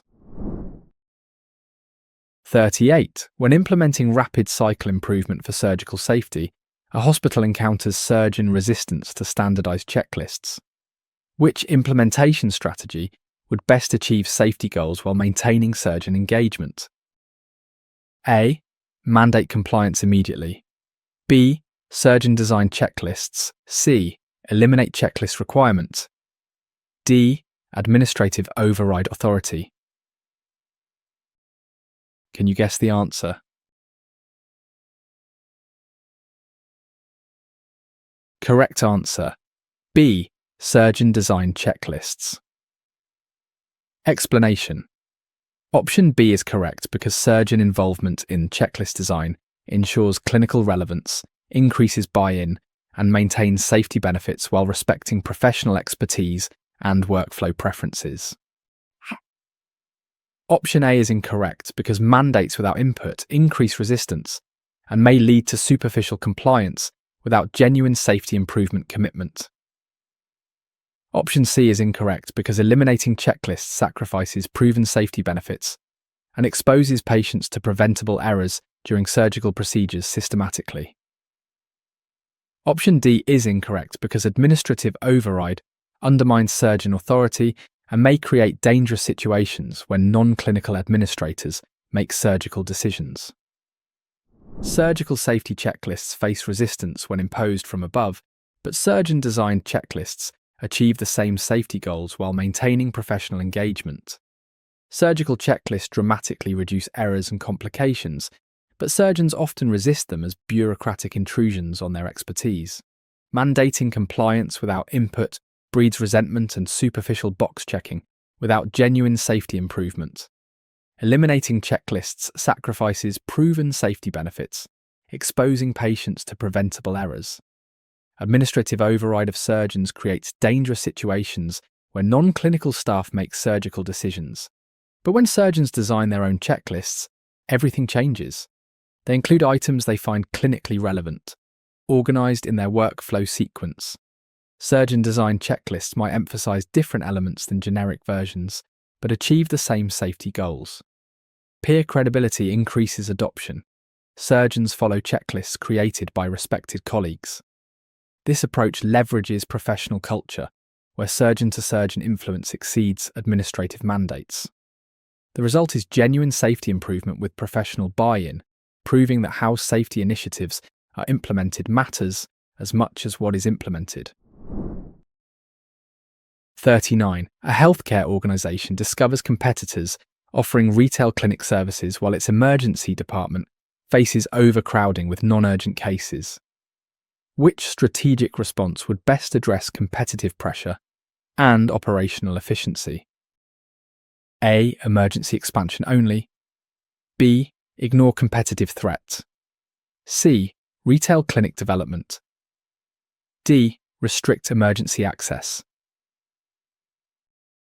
Do you know the answer?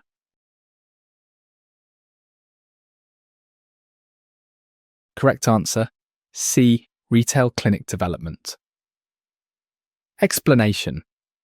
Option C is correct because retail clinics provide convenient care for non-urgent conditions, reducing emergency overcrowding while competing effectively for routine care market share. Option A is incorrect because emergency expansion increases costs without addressing inappropriate utilization or competitive threats from convenient care alternatives available. Option B is incorrect because ignoring competition loses market share for profitable routine care, while the emergency department remains overcrowded with non-urgent cases.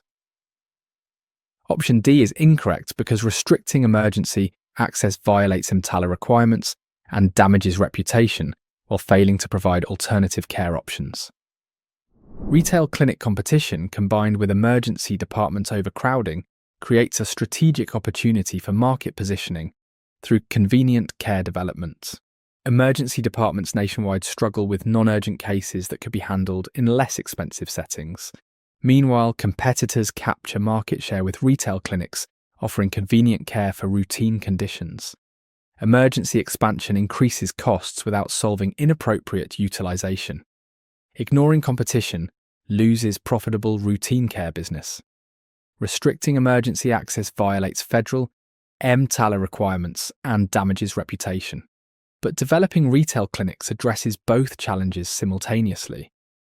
These clinics provide convenient, affordable care for minor illnesses and injuries, capturing market share from competitors.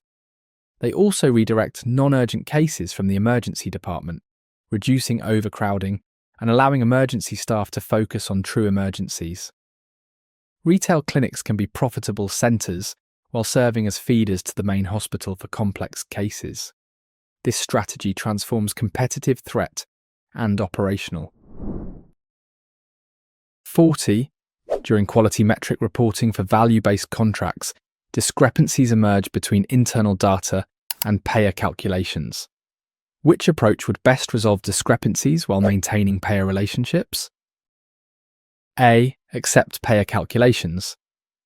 B. Collaborative data review. C. Legal action immediately. D. Terminate contracts quickly. Can you guess the answer? Correct answer, B. Collaborative data review. Explanation.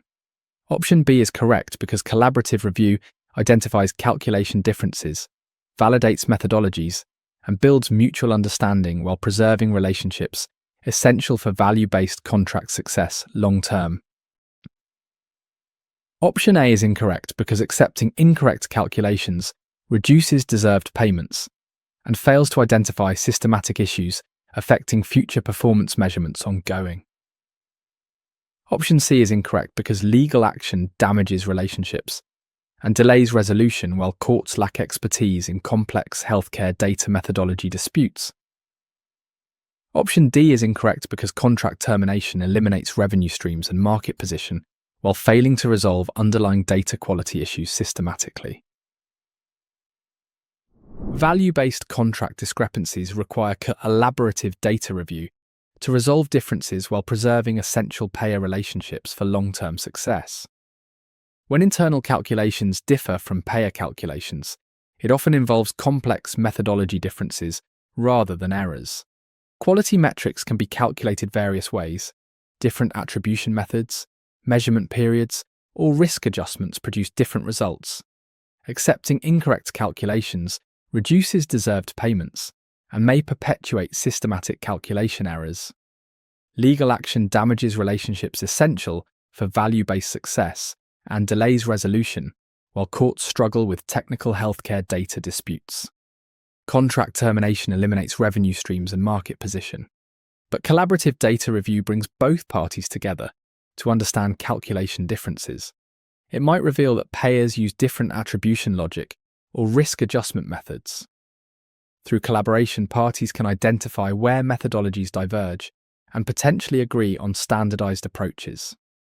This process builds mutual understanding and trust, essential for value-based partnerships. It preserves relationships while ensuring accurate payments, transforming potential conflict into stronger partnership through transparency and shared problem-solving. 41. Healthcare systems implementing population health initiatives must address food insecurity affecting diabetes management in low-income communities. Which intervention combines clinical care with social determinant addressing? A. Medication increase only. B. Food prescription programs. C. Clinic hours extension. D. Specialist referrals alone. Do you know the answer?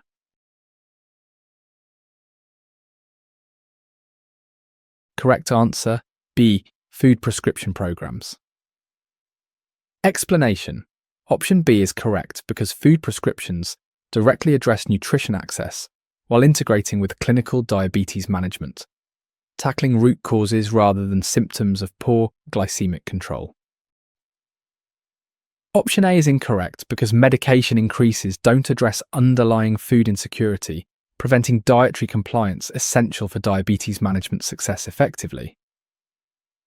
Option C is incorrect because extended hours don't help if patients cannot afford or access appropriate foods, regardless of appointment availability provided.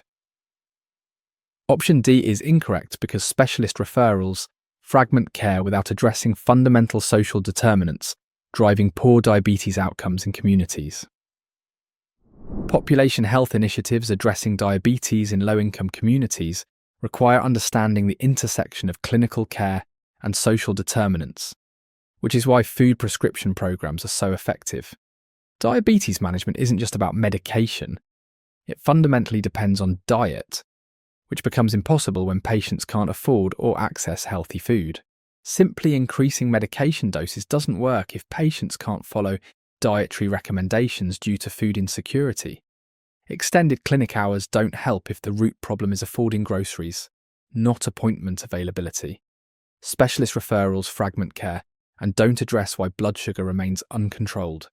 But food prescription programs directly tackle the social determinant undermining clinical care. Physicians literally prescribe healthy food, which patients receive through food banks, farmers' markets, or grocery vouchers. These programs recognize that a diabetic patient choosing between rent and vegetables will choose rent, making medication ineffective. By addressing food access, these programs make dietary compliance possible, improving glycemic control more effectively than any medication adjustment could achieve without addressing the underlying social determinant. 42. When evaluating clinical integration strategies, a health system must balance physician employment costs against network adequacy requirements. Which analysis would best inform strategic decisions about integration depth? A. Salary surveys only. B. Network attribution analysis. C. Competitor copying strategy. D. Historical precedent only. Can you guess the answer?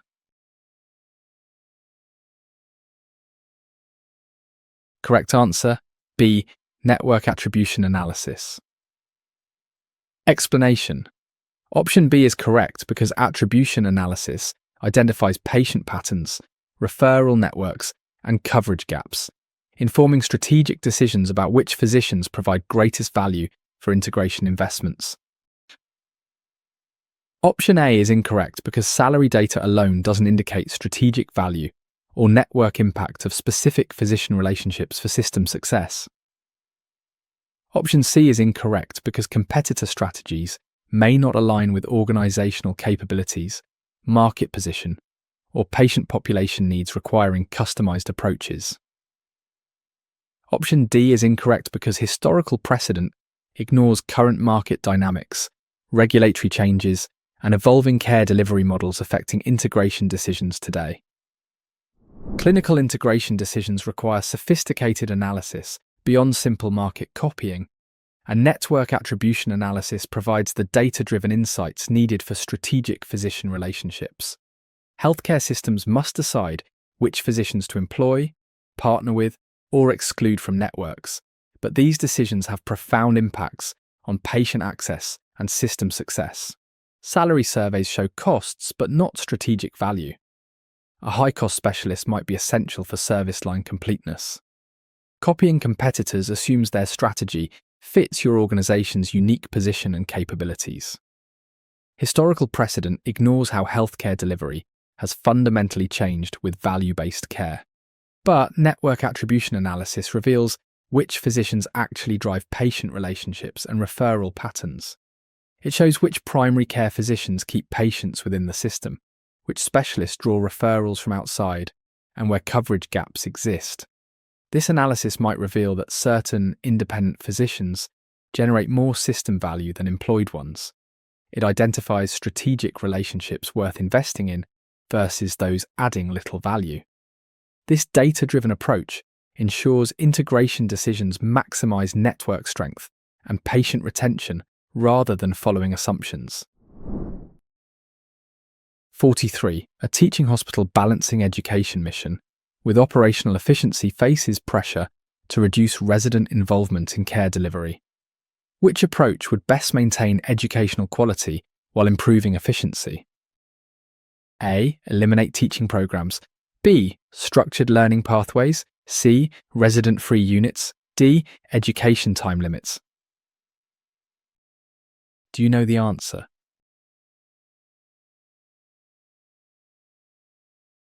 Correct answer, B. Structured learning pathways. Explanation. Option B is correct because structured pathways optimize learning efficiency through deliberate practice design, competency progression, and supervision models balancing education with operational needs effectively throughout training. Option A is incorrect because eliminating programs abandons the educational mission, loses teaching designation benefits, and worsens physician shortages long-term for communities. Option C is incorrect because resident-free units fragment learning and violate accreditation requirements while missing residents' contributions to care delivery appropriately supervised. Option D is incorrect because arbitrary time limits compromise education quality and may violate accreditation standards while failing to address efficiency systematically. Teaching hospitals face the challenge of balancing educational mission with operational efficiency, and structured learning pathways offer the solution that optimizes both objectives simultaneously. Medical education is essential for future physician supply, but resident involvement can slow procedures and increase costs. Eliminating teaching programs abandons the educational mission, loses teaching hospital designation benefits like additional Medicare funding, and worsens the physician shortage. Creating resident-free units fragments learning and violates accreditation requirements that residents participate in comprehensive patient care. Arbitrary time limits on education compromise quality and may violate accreditation standards, but structured learning pathways revolutionize how residents learn and contribute. These pathways map specific competencies to clinical experiences, ensuring residents practice skills at appropriate complexity levels. Junior residents might focus on routine procedures, while seniors handle complex cases. Simulation labs allow practice before patient care. Competency-based progression means residents advance when ready, not on arbitrary timelines. This approach actually improves efficiency by matching resident capabilities to appropriate tasks while maintaining educational quality. Proving education and efficiency aren't mutually exclusive. 44. Healthcare organizations implementing environmentally sustainable practices face initial costs while pursuing long-term savings. Which financial strategy would best support sustainability investments while maintaining current operations? A. Delay all investments. B. Green bond financing. C. Service cuts funding. D. Staff reduction funding. Can you guess the answer?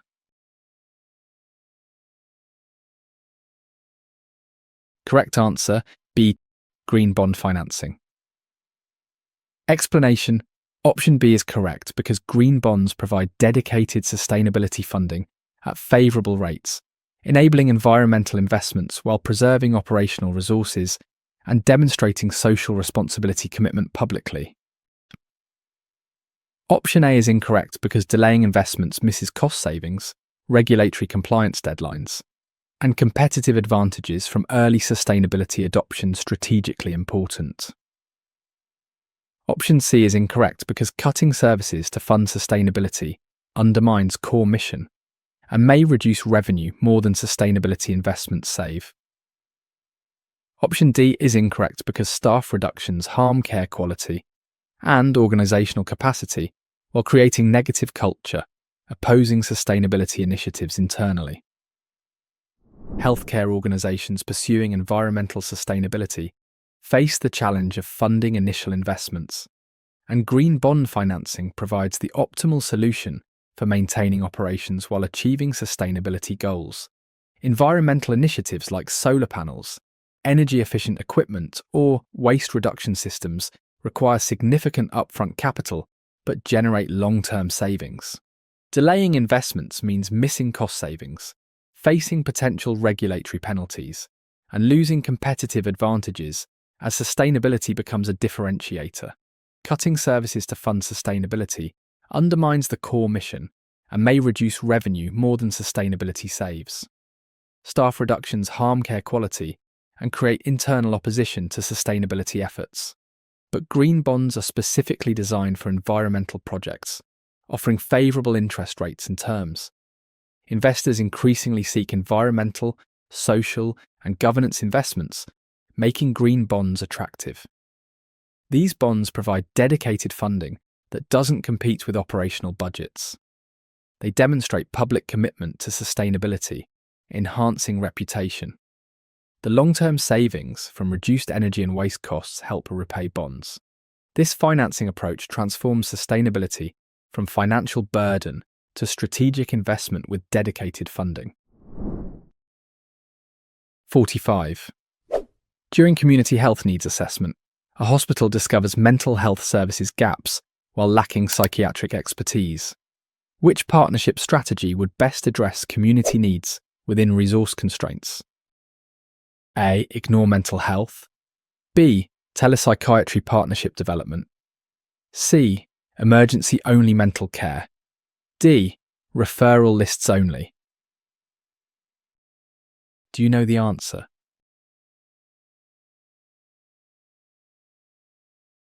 Correct answer, B. Telepsychiatry partnership development. Explanation: option B is correct because telepsychiatry partnerships provide specialist access without recruiting challenges, serving community needs through technology while managing resource limitations and maintaining financial viability.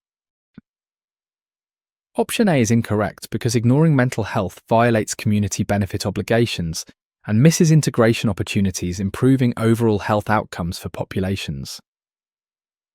Option C is incorrect because emergency-only care increases costs and provides inadequate treatment, while failing to address community mental health needs comprehensively. Option D is incorrect because referral lists without actual service availability frustrate patients and fail community benefit requirements for addressing identified needs. Community health needs assessments revealing mental health gaps create obligations and opportunities, with telepsychiatry partnerships offering the most viable solution for resource-constrained hospitals. Mental health needs are widespread, but psychiatrists are scarce and rarely practice in underserved areas. Ignoring mental health violates community benefit obligations for non-profit hospitals and misses opportunities to improve overall health outcomes since mental and physical health are interconnected. Emergency-only mental care is expensive and inadequate, treating crises without prevention. Referral lists without actual services available frustrate patients and fail to meet community benefit requirements. But telepsychiatry partnerships connect patients with remote psychiatrists, solving the geographic maldistribution problem. A psychiatrist in an urban centre can treat patients in rural areas via video. This model doesn't require recruiting psychiatrists to underserved areas, which is nearly impossible. It's financially viable since telepsychiatry can be reimbursed and doesn't require full-time psychiatric staff. Partnerships might include scheduled virtual clinics, emergency consultations, or collaborative care models. This approach fulfills community benefit obligations while managing resource constraints effectively. 46. A multi-state healthcare system faces varying state regulations while standardizing quality initiatives across facilities.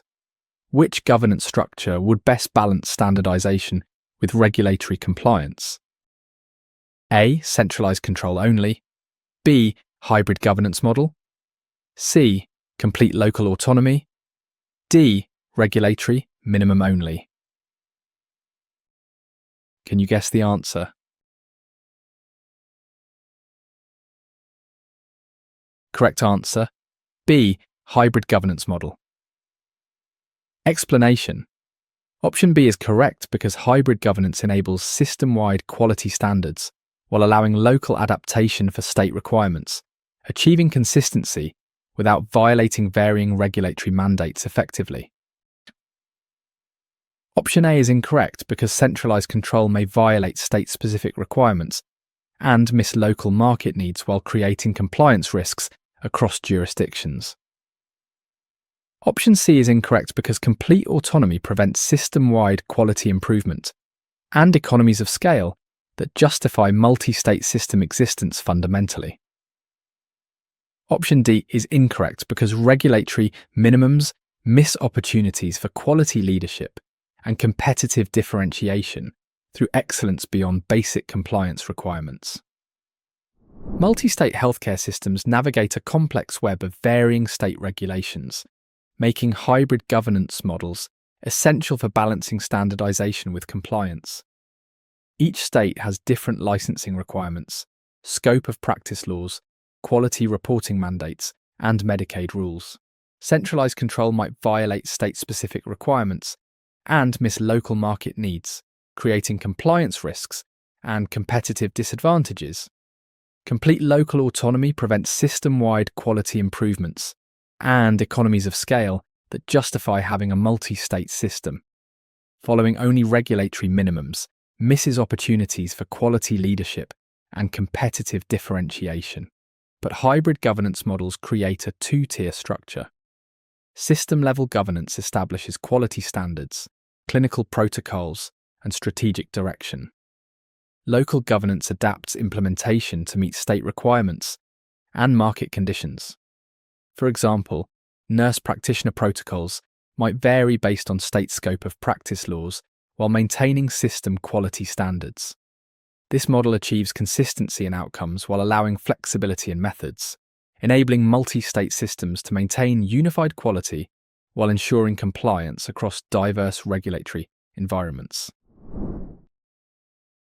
47. Healthcare organizations adopting precision medicine must manage genetic information privacy while enabling research advancement. Which data governance approach best balances innovation with privacy protection? A. Prohibit genetic testing. B. Tiered consent protocols. C. Unrestricted data use. D. Research ban completely. Do you know the answer?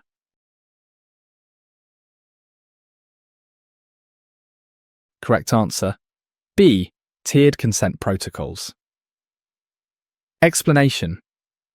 Option B is correct because tiered consent allows patients to control information use levels, enabling research participation while maintaining privacy preferences and regulatory compliance for genetic information. Option A is incorrect because prohibiting testing denies patients precision medicine, benefits and competitive disadvantages, organizations in advancing care delivery models. Option C is incorrect because unrestricted use violates privacy laws and ethical principles, while destroying patient trust essential for precision medicine success. Option D is incorrect because research bans prevent quality improvement and innovation, while competitors advance precision medicine capabilities, serving patients better effectively. Precision medicine generates unprecedented amounts of genetic data requiring careful governance, and tiered consent protocols provide the framework for balancing innovation with privacy protection. Genetic information is uniquely sensitive. It reveals disease risks, affects family members, and can't be changed if compromised. Prohibiting genetic testing denies patients precision medicine benefits and puts organizations at competitive disadvantage as personalized treatment becomes standard. Unrestricted data use violates GINA, HIPAA, and ethical principles while destroying patient trust essential for precision medicine success. Research bans prevent quality improvements and innovation, but tiered consent protocols give patients granular control over their genetic information. Patients might consent to clinical use, but not research, or allow disease-specific research, but not broad genomic studies. Some might permit academic research, but not commercial use. This tiered approach respects patient autonomy while enabling research. It builds trust by demonstrating respect for patient preferences. Organizations can advance precision medicine with data from willing participants while protecting those with privacy concerns.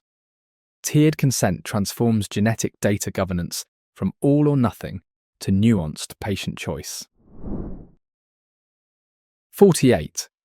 During medical staff credentialing, a hospital discovers practice pattern variations affecting quality metrics and costs. Which peer review approach would best standardize practice while maintaining medical staff relations? A. Punitive action immediately. B. Educational peer review. C. Ignore practice variations. D. Administrative mandate only. Can you guess the answer? Correct answer, B. Educational peer review. Explanation. Option B is correct because educational review engages physicians in evidence-based discussions, building consensus for practice improvements while respecting professional autonomy and maintaining collaborative culture necessary for quality. Option A is incorrect because punitive approaches create defensive medicine and adversarial relationships while failing to address knowledge gaps causing practice variations. Option C is incorrect because ignoring variations perpetuates quality problems and cost inefficiencies while missing improvement opportunities through standardization where appropriate clinically. Option D is incorrect because administrative mandates without clinical input generate resistance and may impose inappropriate standardization, harming patient care individualization needs.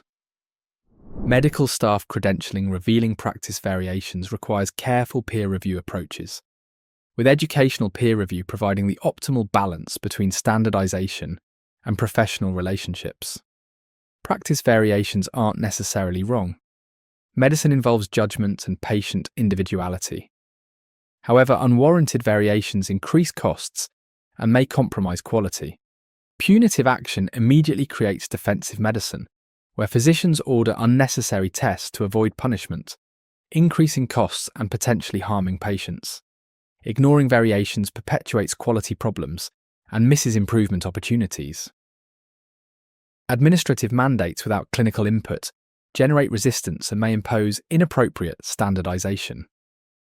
But educational peer review changes the dynamic from punishment to learning. Physicians review cases together, discussing evidence and rationales for different approaches. This process identifies which variations reflect appropriate clinical judgment versus outdated practices.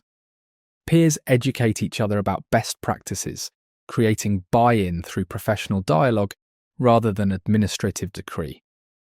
The educational approach maintains collegial relationships essential for effective peer review while achieving practice improvements. It leverages professional culture, where physicians respond better to peer education than administrative mandate. 49. A healthcare organization evaluating blockchain for health records must consider implementation costs against interoperability benefits. Which pilot approach would best test feasibility while minimizing risk? A. System-wide implementation. B. Limited use case pilot. C. Avoid new technology. D. Vendor-dependent solution. Do you know the answer?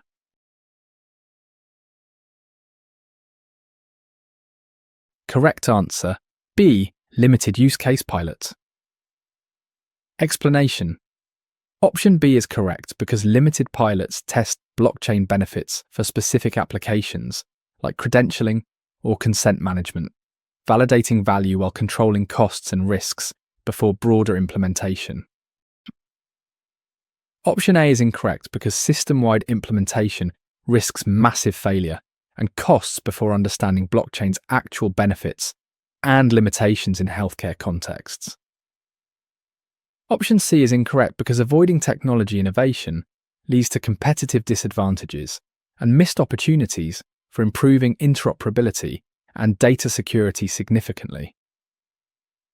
Option D is incorrect because vendor dependence creates lock-in risks and may not provide true blockchain benefits if proprietary solutions limit interoperability. Blockchain technology in healthcare requires careful evaluation before implementation, and limited use case pilots provide the ideal approach for testing feasibility while minimizing risks. Blockchain promises improved interoperability, security, and data integrity, but healthcare applications remain largely unproven. System-wide implementation risks massive failure if blockchain doesn't deliver promised benefits, potentially disrupting operations and wasting millions. Avoiding new technology leads to competitive disadvantages as others innovate. Vendor-dependent solutions may not provide true blockchain benefits if proprietary systems limit the decentralized interoperability that makes blockchain valuable. But limited use case pilots test blockchain for specific, contained applications. Organizations might pilot blockchain for provider credentialing, where verification across organizations is valuable, or for consent management, where immutable records of patient preferences matter. These limited pilots reveal whether blockchain adds real value or just complexity. They identify technical challenges, integration issues, and actual benefits before broader commitment. Pilots build organizational learning and expertise gradually. This approach transforms blockchain from risky wholesale change to measured innovation testing. 50. Healthcare executives facing conflicting stakeholder demands from community benefit requirements and financial sustainability must make resource allocation decisions. Which decision framework would best balance competing obligations? A. Financial priority only. B. Mission margin balance matrix. C. Community demands only. D. Shareholder value focus. Can you guess the answer? Correct answer. B. Mission margin balance matrix. Explanation. Option B is correct because mission margin matrices evaluate initiatives across both community benefit and financial sustainability dimensions, enabling strategic decisions balancing competing obligations for long-term organizational viability. Option A is incorrect because financial focus alone violates non-profit obligations and community trust, while potentially losing tax exemptions requiring community benefit demonstration. Option C is incorrect because community demands without financial consideration threaten organizational survival, ultimately harming ability to serve community needs long-term sustainably. Option D is incorrect because shareholder focus contradicts non-profit healthcare missions and regulatory requirements, while damaging community relationships essential for organizational success. Healthcare executives facing competing demands between community benefit and financial sustainability need frameworks for balanced decision-making, which is exactly what mission margin balance matrices provide. Non-profit healthcare organizations exist to serve communities, but they need financial sustainability to continue that service. Focusing only on financial priorities violates non-profit obligations and can lead to loss of tax exemption if community benefit isn't demonstrated. Pursuing community demands without financial consideration threatens organisational survival, ultimately preventing any community service. Shareholder value focus contradicts non-profit healthcare's fundamental purpose. But mission margin balance matrices evaluate every initiative across two dimensions: mission impact and margin contribution. Initiatives are plotted on a grid showing whether they advance mission, generate margin, both, or neither. High mission, high margin initiatives are obvious priorities. High mission, low margin initiatives might be subsidized by high margin services. Low mission, low margin services should be eliminated. This framework enables strategic resource allocation that maintains financial viability while fulfilling community obligations. It transforms competing demands into integrated strategy where mission and margin support each other. You have reached the end of our first question set. For the free complete exam preparation, visit our website link in the description, where you find thousands more practice questions and comprehensive study guides. Thanks for studying with us today. See you in the next video.